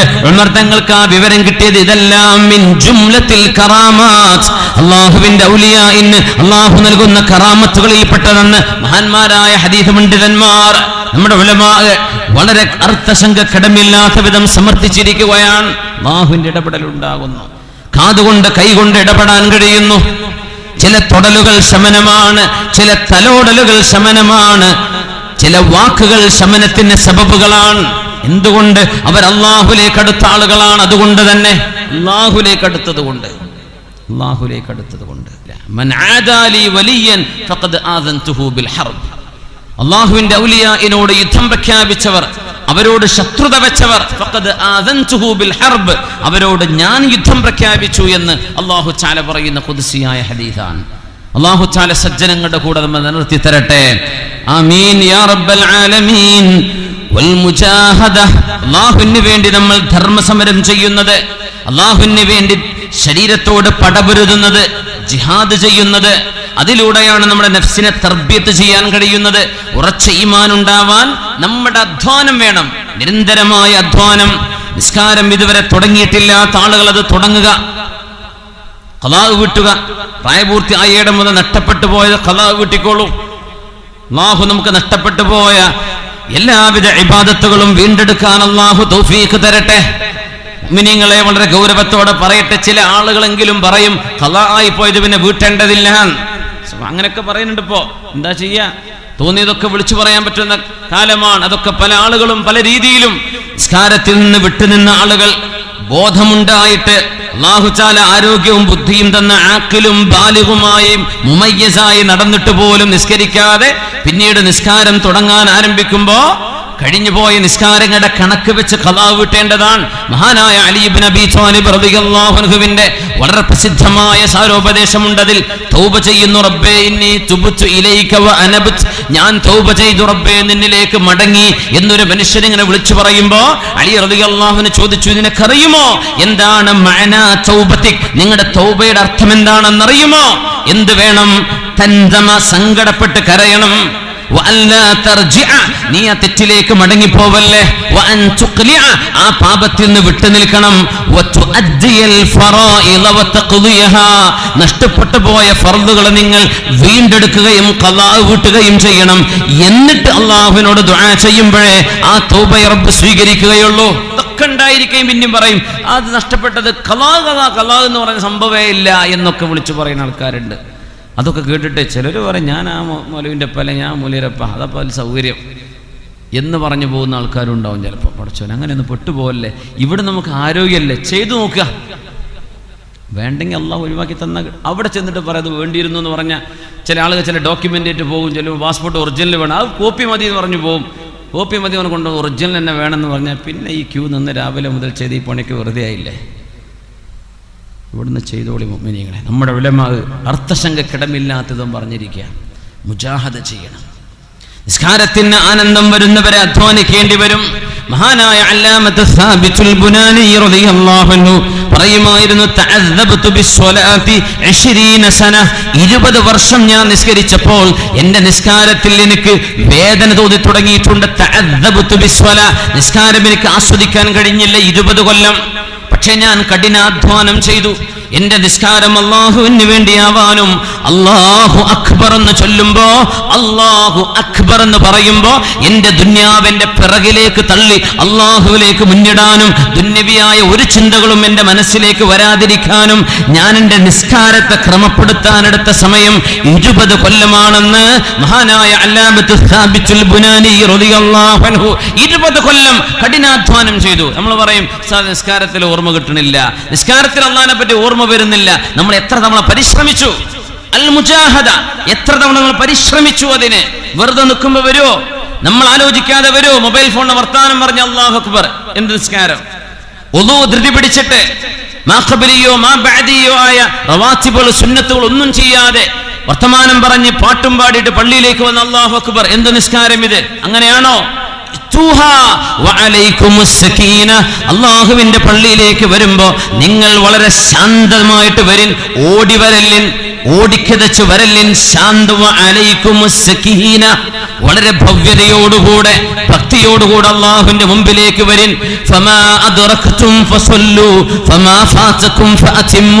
ഇമാമോടുകൂടെ റുക്കൂഅ് കിട്ടാൻ വേണ്ടിയിട്ട് ഇമാമിന്റെ കൂടെ ജുമാക്കൊക്കെ ഉണ്ടാവും അങ്ങനല്ലേ, ജുമഅയുടെ ഒന്നാമത്തെ റുക്കൂഇലേക്ക് ഇമാം പോകുമ്പോ അല്ലെങ്കിൽ രണ്ടാമത്തെ റുക്കൂഇലേക്ക് പോകുമ്പോ ഓടി വരികയാണ്. ഓടി വന്ന് മുറ്റവും കഴിഞ്ഞ് അപ്സ്റ്റെയറിലേക്ക് 2ാം നിലയിലേക്ക് ഓടിപ്പോയിട്ട് വേണം റുക്കൂഇൽ ഇമാമിന്റെ കൂടെ പിടിക്കാൻ. എന്ത് നിസ്കാരം! അള്ളാഹുവിനെ ഓർത്തോ, നീയാണ് റബ്ബേ ഏറ്റവും വലിയവൻ എന്നാണ് ഈ പറയുന്നത്. ഇവന്റെ വലുതെന്താ? ഒരു റക്അത്ത് നിസ്കരിക്കാതെ കഴിച്ചിലായി കിട്ടുമെന്നവൻ നോക്കണത്. അതപ്പോ വലുത്, അതിനപ്പോ ഓടിയത്. നിങ്ങൾ ഓടല്ലിൻ, ശാന്തമായി നടന്നുവരിൻ. ഇമാമിന്റെ കൂടെ നിസ്കരിക്കാൻ വരുമ്പോ നിങ്ങൾക്ക് കിട്ടിയത് നിങ്ങൾ എടുക്കുകയും ഇമാമ സലാം വീട്ടിയാ നഷ്ടപ്പെട്ടത് നിങ്ങൾ പൂർത്തിയാക്കുകയും ചെയ്യുവിൻ. എന്നാലും നിങ്ങൾ ഓടി വരല്ലിൻ. ഇതൊക്കെ നമ്മൾ നോക്കിയിട്ടുണ്ടോ, പരിശ്രമിച്ചിട്ടുണ്ടോ? 20 സന, 20 വർഷമാണ് എന്റെ നിസ്കാരം ശരിയാക്കിയെടുക്കാൻ ഞാൻ എടുത്ത സമയമെന്ന് ലോകപ്രശസ്തനായ പണ്ഡിതൻ സാബിത്തുൽ ബുനാനി റളിയല്ലാഹു അൻഹു എന്നിട്ട് എന്ത് പറഞ്ഞു? മഹാനവറുകൾ പറയുകയാണ്, അത് കഴിഞ്ഞ് മറ്റൊരു 20 വർഷം ആ നിസ്കാരം കൊണ്ട് ഞാൻ ആനന്ദത്തിലാണ്. 20 കൊല്ലം ഞാൻ കഷ്ടപ്പെട്ട് എന്റെ നിസ്കാരം ശരിയാക്കിയെടുത്തു. പിന്നെ 20 വർഷം ഞാൻ എൻജോയ് ചെയ്തു, നിസ്കാരം എൻജോയ് ചെയ്തു. സുബ്ഹാനല്ലാഹ്. മഹാനവർ പറഞ്ഞ വാക്കെന്താണെന്നറിയോ? നിസ്കാരത്തിലേക്ക് കടക്കുന്ന സമയം والله إني لأدخل في الصلاة فأحمل هم خروجي منها. 20 കൊല്ലം ഞാൻ കഷ്ടപ്പെട്ടുണ്ടാക്കി നിസ്കരിക്കാൻ, ശരിക്കും അല്ലാഹുവിനെ ഓർത്തുകൊണ്ടും ബോധത്തോടെയും നിസ്കരിക്കാൻ 20 കൊല്ലം കഷ്ടപ്പെട്ടു. പിന്നെ ഒരു 20 കൊല്ലം, 40 കൊല്ലത്തെ അനുഭവമാണ് പറയുന്നത്. രണ്ടാമത്തെ 20 കൊല്ലം ഞാൻ ആനന്ദിക്കുകയായിരുന്നു. ആ കാലഘട്ടം, രണ്ടാമത്തെ 20 വർഷത്തിൽ നിസ്കാരത്തിലേക്ക് കടക്കുമ്പോൾ റബ്ബേ ഈ നിസ്കാരം എനിക്ക് സലാം വീട്ടേണ്ടി വരുമല്ലോ എന്ന പേടിയും ഭയവും സങ്കടവും എന്റെ മനസ്സിലുണ്ടായിരുന്നു. നിസ്കാരത്തിൽ നിന്ന് പുറപ്പെടാൻ തോന്നുന്നില്ല. സലാം വിട്ടി റബ്ബേ, അല്ലാഹുവേ നീ ഞങ്ങളിലേക്ക് മുന്നിട്ട് നിൽക്കുകയാണ്. അല്ലാഹു തആല ഒരു മുഅ്മിനായ മനുഷ്യൻ തക്ബീർ ചൊല്ലി നിസ്കാരത്തിലേക്ക് പ്രവേശിച്ചാൽ അല്ലാഹു അവരിലേക്ക് മുന്നിട്ട് നിൽക്കുകയും അവർ പറയുന്നത് ഓരോന്നോരോന്നും അല്ലാഹു കേട്ടുകൊണ്ടിരിക്കുകയും ചെയ്യുന്നു. അല്ലാഹു നമ്മിൽ നിന്ന് മുഖം തിരിക്കില്ല. നിസ്കരിക്കുന്ന മനുഷ്യൻ അസ്സലാമു അലൈക്കും വറഹ്മത്തുള്ളാഹ്, അസ്സലാമു അലൈക്കും വറഹ്മത്തുള്ളാഹ് എന്ന് പറഞ്ഞ് മുമ്പിൽ നിന്ന് മുഖം തിരിക്കുന്നവരെ അല്ലാഹു മുഖം തിരിക്കുകയില്ലെന്ന് മഹാനായ റസൂലുള്ളാഹി സ്വല്ലല്ലാഹു അലൈഹി വസല്ലം. അങ്ങനെ എനിക്ക് നിസ്കാരം സലാം വീട്ടേണ്ടി വരുമല്ലോ എന്ന് വിചാരിച്ച സങ്കടത്തിലാണ് ഞാൻ പിന്നെ തുടങ്ങുക. റബ്ബേ, ഇത് അവസാനിപ്പിക്കേണ്ടി വരുമല്ലോ. നമ്മൾ നിസ്കാരത്തിലെ വലിയ സൂറത്തിൻ്റെ ഇമാം ഓതിയ ഇമാമിനെ പിരിച്ചുവിടും. ഇതാണ് നമ്മുടെ പരിപാടി. ഒരു ഇമാമിന് തോന്നുക നല്ല റാഹത്തുണ്ട്, നല്ല റാഹത്തുള്ള നിസ്കാരം നീട്ടി ഓതുക. വൽ ഫജ്രിയൊക്കെ ഓതിയാൽ അങ്ങനെയല്ലല്ലോ വേണ്ടത്. എന്തേ നമ്മൾ അങ്ങനെ ആയിപ്പോയത്? മഹാനായ അമ്മാർ ഇബ്നു യാസിർ റളിയല്ലാഹു തആല അൻഹു വന്ന് ഒരു അങ്ങാടിയിൽ വെച്ച് നിസ്കരിച്ചപ്പോൾ ഇമാം നിന്നപ്പോൾ നിസ്കാരം വളരെ പെട്ടെന്ന് ചുരുക്കി കളഞ്ഞു. അപ്പൊ ബാക്കിയുള്ള മഅ്മൂമിനെ ചോദിച്ചാൽ എന്താണെന്നറിയോ? അമ്മാർ ഇബ്നു യാസിർ എന്നവരെ, എന്തേ പെട്ടെന്ന് നിസ്കാരം നിർത്തിയത്? കുറച്ചങ്ങ് ഓതിക്കൂടായിരുന്നോ? പറഞ്ഞു, അല്ല, അങ്ങാടിയിലൊക്കെ ടൗണിലൊക്കെ നിൽക്കുമ്പോൾ പിന്നിലുള്ള ആളുകളിൽ ജോലി തിരക്കുള്ളവരുണ്ടാവില്ലേ, പിന്നിലുള്ള ആളുകൾ യാത്രക്കാരുണ്ടാവില്ലേ, കച്ചവടക്കാരുണ്ടാവില്ലേ, അവർക്കൊക്കെ ഭാരാവില്ലേ, അതുകൊണ്ടൊരു മിതമായിട്ടല്ലേ നിസ്കരിക്കാൻ പറ്റൂ. എന്നാലും ഞങ്ങൾ കൊതിച്ചുപോയി നിങ്ങൾ ഒരൽപ്പം കൂടെ ഖുർആൻ ഓതുകയും നിസ്കാരം നീട്ടിക്കൊണ്ടുപോവുകയും ചെയ്യുമെന്ന് പ്രതീക്ഷിച്ചിരുന്നു. മഹാനവറുകൾ പറഞ്ഞു, നിങ്ങൾ വിഷമിക്കല്ലിൻ, നിങ്ങൾക്ക് വേണ്ടി ഞാൻ അള്ളാഹുവിനോട് ദുആ ചെയ്തിട്ടുണ്ട്. എന്റെ നിസ്കാരം ദീർഘിപ്പിക്കാൻ കഴിയാത്ത സങ്കടം നിങ്ങൾക്ക് വേണ്ട. അള്ളാഹുവിനോട് നിങ്ങൾക്ക് വേണ്ടിയും എനിക്ക് വേണ്ടിയും ഞാൻ ചോദിച്ചു, അല്ലാഹുമ്മ ലാ തഹരിംനാ ലദ്ദത്തൻ നദുരി ഇലാ വജ്ഹിക യാ അല്ലാഹ്. അല്ലാഹുവേ, നാളെ നിന്നെ കാണാനുള്ള സൗഭാഗ്യം ഞങ്ങൾക്ക് നിഷേധിക്കരുതേ എന്ന നല്ലൊരു പ്രാർത്ഥന ഞാൻ നിങ്ങൾക്ക് വേണ്ടി ഇതിന് പകരം തന്നിട്ടുണ്ട്. അതുകൊണ്ട് സമാധാനിച്ചിരിക്കണം. സമാധാനിപ്പിക്കുകയാണ്. എന്തിന്? എന്റെ പെട്ടെന്ന് നിർത്തിയത്. അപ്പൊ നമ്മുടെയും അവരുടെയും ഇബാദത്തിന്റെ വ്യത്യാസം നമ്മളൊന്ന് മനസ്സിലാക്കാം. മുജാഹദ, അല്ലാഹുവിന് വേണ്ടി ഒരൽപ്പം അധ്വാനിച്ചിട്ടുണ്ടോ നമ്മൾ? ഇമാമുന അഹ്മദ് റളിയല്ലാഹു തആല ഹംബലി മദ്ഹബിന്റെ ഇമാമു തന്നെ മഹാനവറുകളുടെ നിരന്തരമായ വിശ്രമമില്ലാത്ത ജീവിതം കണ്ടപ്പോ ആളുകൾ ചോദിച്ചു, മതറാഹ, എപ്പോഴാണ് വിശ്രമം? എപ്പോഴാണ് ഇനി വിശ്രമിക്കുന്നത്? ഒരു വിശ്രമം വേണ്ടേ? റെസ്റ്റ് എടുക്കണ്ടേ? അങ്ങനെ ചോദിക്കൂലേ? മതറാഹ, റെസ്റ്റ് വേണ്ടേ? എപ്പോഴാ റെസ്റ്റ് എടുക്കല്? ഇനി ചിലപ്പോൾ തോന്നാം, ഗൾഫുകാരൊക്കെ നാട്ടിൽ വരുമ്പോൾ സൗദിക്കാർക്കൊക്കെ 6 മാസമൊക്കെ ലീവ്. 6 മാസം റെസ്റ്റ് തന്നെയാണ്.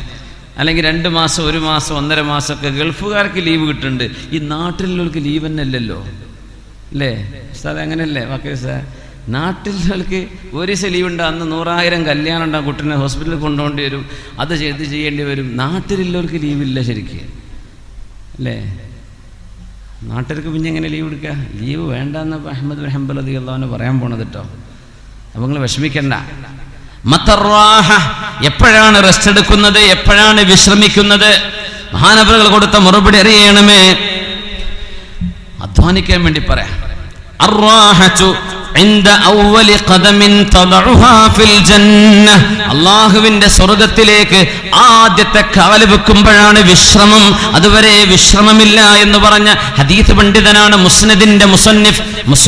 മുസ്നദ് എന്ന ലോകപ്രസിദ്ധമായ ഹദീസിന്റെ ഗ്രന്ഥം ലോകത്തിന് സമ്മാനിച്ച സ്വഹാബത്തിന്റെ ഓരോ സ്വഹാബിയുടെയും സ്വഹാബത്തിന്റെ പേരിൽ ഒരു സ്വഹാബിയെ പറഞ്ഞാൽ ആ സ്വഹാബി എത്രയെല്ലാം ഹദീസ് പറഞ്ഞിട്ടുണ്ടോ ആ ഹദീസുകൾ മുഴുവനും ഉദ്ധരിക്കും ഇമാം അഹ്മദ് റളിയല്ലാഹു അൻഹു.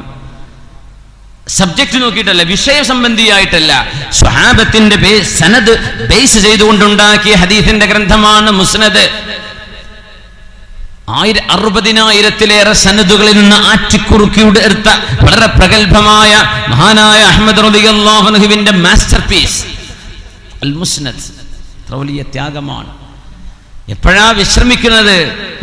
സ്വർഗത്തിലേക്ക് എത്തട്ടെ, ആദ്യത്തെ കാല് വെക്കട്ടെ, അന്നേരം നമുക്ക് റെസ്റ്റ് എടുക്കാം. അല്ലാഹുവേ, നമുക്കൊക്കെ അതിന് തൗഫീഖ് റബ്ബേ നീ നൽകണേ തമ്പുരാനെ. നമ്മളൊക്കെ ദ്വായ കൊണ്ടെങ്കിലും രക്ഷപ്പെട്ടു പോയെങ്കിൽ നമ്മൾ അധ്വാനിക്കണില്ലല്ലോ. മലയാളികളായ ആൾക്ക് അല്ലെങ്കിൽ അധ്വാനിക്കാൻ മടിയാണ്. നമ്മൾ വെറുതെ കിട്ടുമെങ്കിൽ അതാണ് ചെയിൻ ബിസിനസ് അല്ലാത്തൊക്കെ വെറുതെ വീട്ടിലിരുന്ന കാശ് കിട്ടുമെന്നൊക്കെ പറഞ്ഞാൽ എല്ലാവരും ഓടും അതിന്. എനിക്ക് ആ പണി മതി. നമ്മൾ അത്രയും ഒരു തരം മടി ബാധിച്ച ഒരു സമൂഹമായി മാറിക്കൊണ്ടിരിക്കുകയാണ്. ആകെ ബ്രോസ്റ്റും കുഴിമന്തിയും കഴിച്ച് നടക്കാൻ ഇതന്നെ നമ്മുടെ മൊത്തം ഏർപ്പാട്. എല്ലാ റോഡുകളിലും കുഴിമന്തി, ബ്രോസ്റ്റ്, ചിക്കൻ ചുട്ടത്, കരിച്ചത്, ചിക്കൻ കൂക്കിപ്പാഞ്ഞത്, കൂക്കാതെ പാഞ്ഞത്, ഇതൊക്കെ തന്നെയാണ്. ഇതിന് വേണ്ടി ഓടും. ഇവിടുന്ന് വണ്ടി എടുത്ത് പോവുക. നമ്മുടെ ഇന്ന കോഴി ഉണ്ടോലോ, സ്വർഗത്തിലെ കോഴി നരകത്തിലെ കോഴി, ഇതൊക്കെ തിന്നാൻ വേണ്ടി വണ്ടി എടുത്തിട്ട് പോവാ. മഹാനോടെ മഖാമിലൊന്ന് സിയാറത്ത് ചെന്ന് സലാം പറഞ്ഞ്, കൊടുവള്ളിയുടെ അടുത്തല്ലേ സിയാറത്ത്, മമ്പുറം തങ്ങളുടെ അടുത്ത് കിടക്കണില്ലേ, ആ മഹാനുഭാവന്മാരൊക്കെ മറവ് ചെയ്യാന്ന് പറഞ്ഞ അല്ലാഹു തആല സുമ്മ അമാതഹു ഫഅഖ്ബറ, മനുഷ്യനെ ഖബറിലേക്ക് അല്ലാഹു കൊണ്ടുവച്ചത് അല്ലാഹു ചെയ്ത വലിയൊരു അനുഗ്രഹമല്ലേ. നമ്മുടെ ഹിന്ദു സഹോദരന്മാർ ചെയ്യുന്ന പോലെ കരിച്ചു കളയലാണ് അള്ളാഹുവിന്റെ നിയമമെങ്കിൽ നമ്മുടെ മുൻഗാമികളുമായി നമുക്ക് ബന്ധിക്കാൻ വല്ല വകുപ്പുണ്ടോ? നമ്മുടെ മുൻഗാമികൾ നമ്മുടെ കൺമുമ്പിൽ അവരുടെ മുമ്പിൽ ചെന്ന് സലാം പറയാൻ പറ്റൂലേ? വലിയ സൗഭാഗ്യമല്ലേ. നന്മയിലേക്കല്ല നമ്മൾ ഓടുന്നത്, വയറ് നിറയാനാണ്, ആത്മീയ ദാഹത്തിനല്ല, ശരീരത്തിന്റെ ദാഹത്തിന്റെ പിന്നാലെ നമ്മൾ ഓടുന്നത്. അപ്പോ നമ്മുടെ അധ്വാനങ്ങളൊക്കെ എവിടെ എത്തിയിട്ടുണ്ട് എന്നൊന്ന് ആലോചിക്കാം.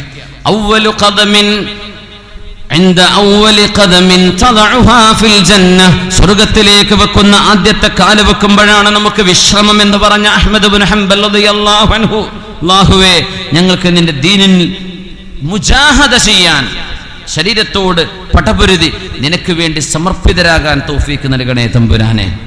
ആമീൻ യാ റബ്ബൽ ആലമീൻ. മഹാനായ അഷ്റഫുൽ ഖൽഖ് റസൂലുള്ളാഹി തങ്ങൾ സ്വഹാബത്തിന്റെ കൂടെ തബൂക്കിലേക്ക് പോകുന്നു. എന്ത് നമുക്കങ്ങനെ ഈ അധ്വാനിക്കാൻ നല്ലൊരു നിയ്യത്ത് നമ്മുടെ ഖൽബിലുണ്ടെങ്കിൽ, പടച്ചവനെ എനിക്ക് നീ തൗഫീക്ക് ചെയ്യുകയാണെങ്കിൽ ഞാനത് ചെയ്തിരിക്കും, മനസ്സുകൊണ്ട് നിയ്യത്ത് ചെയ്യുക. ഉദാഹരണം പറയാം, അല്ലാഹു തആലക്ക് വേണ്ടി ഒരു പള്ളി ഉണ്ടാക്കുക വലിയ കൂലിയുള്ള കാര്യമല്ലേ? അല്ലാഹുവിന് വേണ്ടി മൻ ബനാ ലില്ലാഹി മസ്ജിദൻ ബനല്ലാഹു ലഹു ബൈതൻ ഫിൽ ജന്ന, അല്ലാഹുവിന് വേണ്ടി പള്ളി ഉണ്ടാക്കിയാൽ എന്തിട്ടും സ്വർഗത്തിലൊരു വീട് കിട്ടുന്നതാണ്. അള്ളാഹു നമുക്കതിന് തൗഫീക്ക് നൽകട്ടെ. അള്ളാഹ്ക്ക് വേണ്ടി കേട്ടോ, അടിവരയിട്ട് മനസ്സിലാക്കിക്കോളൂ. നിയ്യത്ത് ചെയ്യുക, പടച്ചോനെ എനിക്ക് എൻ്റെ വീട് തന്നെ ആയിട്ടില്ല, എന്നാലും എൻ്റെ കയ്യിൽ അള്ളാഹു പൈസ തരികയാണെങ്കിൽ നിനക്ക് വേണ്ടി ഞാനൊരു വീട് തരും, നിനക്ക് വേണ്ടി ഞാനൊരു പള്ളി ഉണ്ടാക്കും. നിയ്യത്ത് ചെയ്തേക്ക് വല്ല പ്രയാസമുണ്ടോ?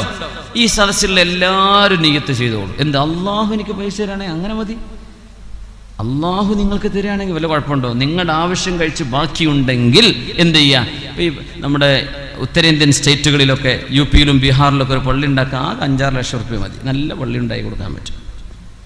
ഇവിടെ ഇപ്പം നാട്ടിൽ ഉള്ളോടത്ത് പള്ളിൻ്റെ മുമ്പ് തന്നെ പള്ളി, ജുമാൻ്റെ മുമ്പ് തന്നെ അവിടെ തന്നെ ജുമാ, മദ്രസൻ്റെ മുമ്പ് തന്നെ വേറെ മദ്രസ, ഇതാണിപ്പോൾ നാട്ടിൽ നടക്കുന്നത്. ഇത് ഫിത്നയാണ്, അത് പച്ച ഫിത്ന. അതിന് അള്ളാഹിൻ്റെ അടുത്ത് ശിക്ഷ കിട്ടുന്നതാണ്. മനുഷ്യന്മാരുടെ പൈസ പിരിച്ചു കൊണ്ടുവന്നിട്ട് എന്ത് ചെയ്യുക? ഫിത്ന ഉണ്ടാക്കുക, ചെയ്യരുത്. ജുമ ഉള്ളിടത്ത് രണ്ടാമത് ജുമ ഉണ്ടാക്കിയ രണ്ടാമത് ജുമാൻ്റെ ജുമ നഷ്ടപ്പെടില്ല, ജുമ കിട്ടൂലല്ലോ. അവിടെ ജുമ നിലവിലുണ്ട്, അവിടെ നിസ്കരിക്കാൻ സൗകര്യമുണ്ട്, പിന്നെ അവിടെ തന്നെ പള്ളി, ബാങ്കിൻ്റെ മുമ്പ് തന്നെ ബാങ്ക്, പള്ളി റോഡിൻ്റെ അപ്പുറത്തും ഇപ്പുറത്തും പള്ളി. എന്തിനാണിതൊക്കെ? അള്ളാഹിൻ്റെ അടുത്ത് കുറ്റം കിട്ടും, ആ പള്ളിക്കൊക്കെ കുറ്റം കിട്ടും. ആ സംഭാവന ചെയ്താലും കുറ്റമാണ്, അത് നടത്തുന്നവർക്കും കുറ്റമാണ്. റസൂലുള്ളാഹി സ്വല്ലല്ലാഹു അലൈഹി വസല്ലം ഈ തബൂക്ക് യുദ്ധത്തിന്റെ പശ്ചാത്തലത്തിൽ മസ്ജിദുൽ ദിറാർ ചുട്ടുകരിക്കണം എന്ന് പറഞ്ഞത്, മദീനയിൽ മുനാഫിക്കുകൾ ഉണ്ടാക്കിയ വേറെ ഒരു പള്ളി, ഞങ്ങൾക്ക് വേറെ പള്ളി വേണമെന്ന് പറഞ്ഞു പോയതാ, ചുട്ടുകരിക്കാൻ വേണ്ടി പറഞ്ഞു റസൂലുള്ളാഹി സ്വല്ലല്ലാഹു അലൈഹി വസല്ലം. പള്ളി പുണ്യമാണ് എപ്പോ? മൻ ബനാ ലില്ലാഹ്, അല്ലാഹ്ക്ക് വേണ്ടി ഉണ്ടാക്കിയാൽ. അല്ലാത്തിനൊന്നും ഒരു കൂലിയും കിട്ടൂല, ഒരു സംശയമില്ല. അപ്പൊ ഇല്ലാത്തടത്ത് ആവശ്യമുള്ളിടത്ത് കൊണ്ടുപോയി ഉണ്ടാക്കി എത്ര റാഹത്തുണ്ടാവും, എന്തൊരു സന്തോഷമാണത്. എത്ര മുഅ്മിനീങ്ങൾക്ക് നിസ്കരിക്കാൻ പറ്റും? മുഅ്മിനീങ്ങളുടെ മനസ്സ് തമ്മിൽ വിഘടനമോ മനസ്സുകൾ തമ്മിൽ വിഭജനമോ ഇല്ലാതെ എന്തൊരു റാഹത്താണത്, അല്ലേ? അല്ലാഹു തആല അങ്ങനെ അള്ളാഹ്ക്ക് വേണ്ടി അള്ളാഹിന്റെ ഭൂമിയിൽ എവിടെയെങ്കിലും ആവശ്യമുള്ളിടത്ത് ഒരു പള്ളി ഉണ്ടാക്കാൻ ഞാൻ നിയ്യത്ത് ചെയ്തു, മനസ്സിൽ കരുതുക. സാധിച്ചാൽ യാ ലഹാ മിൻ നിഅമ, വലിയ സൗഭാഗ്യമാണ്. സാധിച്ചില്ല, നിയ്യത്തിന് അള്ളാഹു കൂലി തരുന്ന. നിയ്യത്തുൽ മുഅ്മിനി ഖൈറും മിൻ അമലി, നല്ല നിയ്യത്ത് ഖൽബിലുണ്ടായിരിക്കാം. അള്ളാഹു നമുക്ക് ഇഖ്ലാസ് നൽകി അനുഗ്രഹിക്കട്ടെ. കുറേ ചെയ്യലല്ല വിഷയം, ചെയ്തത് ആർക്ക് വേണ്ടി ചെയ്തു എന്നതാ വിഷയം. ഞങ്ങളുടേതെന്ന് പറയാനാ, അല്ല അള്ളാഹ്ക്ക് വേണ്ടി ഉണ്ടാക്കിയതോ? എന്തിനു പള്ളി ഉണ്ടാക്കി? ഇതാ വിഷയം. എന്തിനുണ്ടാക്കി? മൻ ബന, അതുകൊണ്ടാ പള്ളി ഉണ്ടാക്കിയ സ്വർഗം കിട്ടുന്നല്ല പറഞ്ഞത്. മൻ ബന ലില്ലാഹി, അള്ളാഹ്ക്ക് വേണ്ടി ഉണ്ടാക്കിയാൽ അപ്പോൾ കൂലി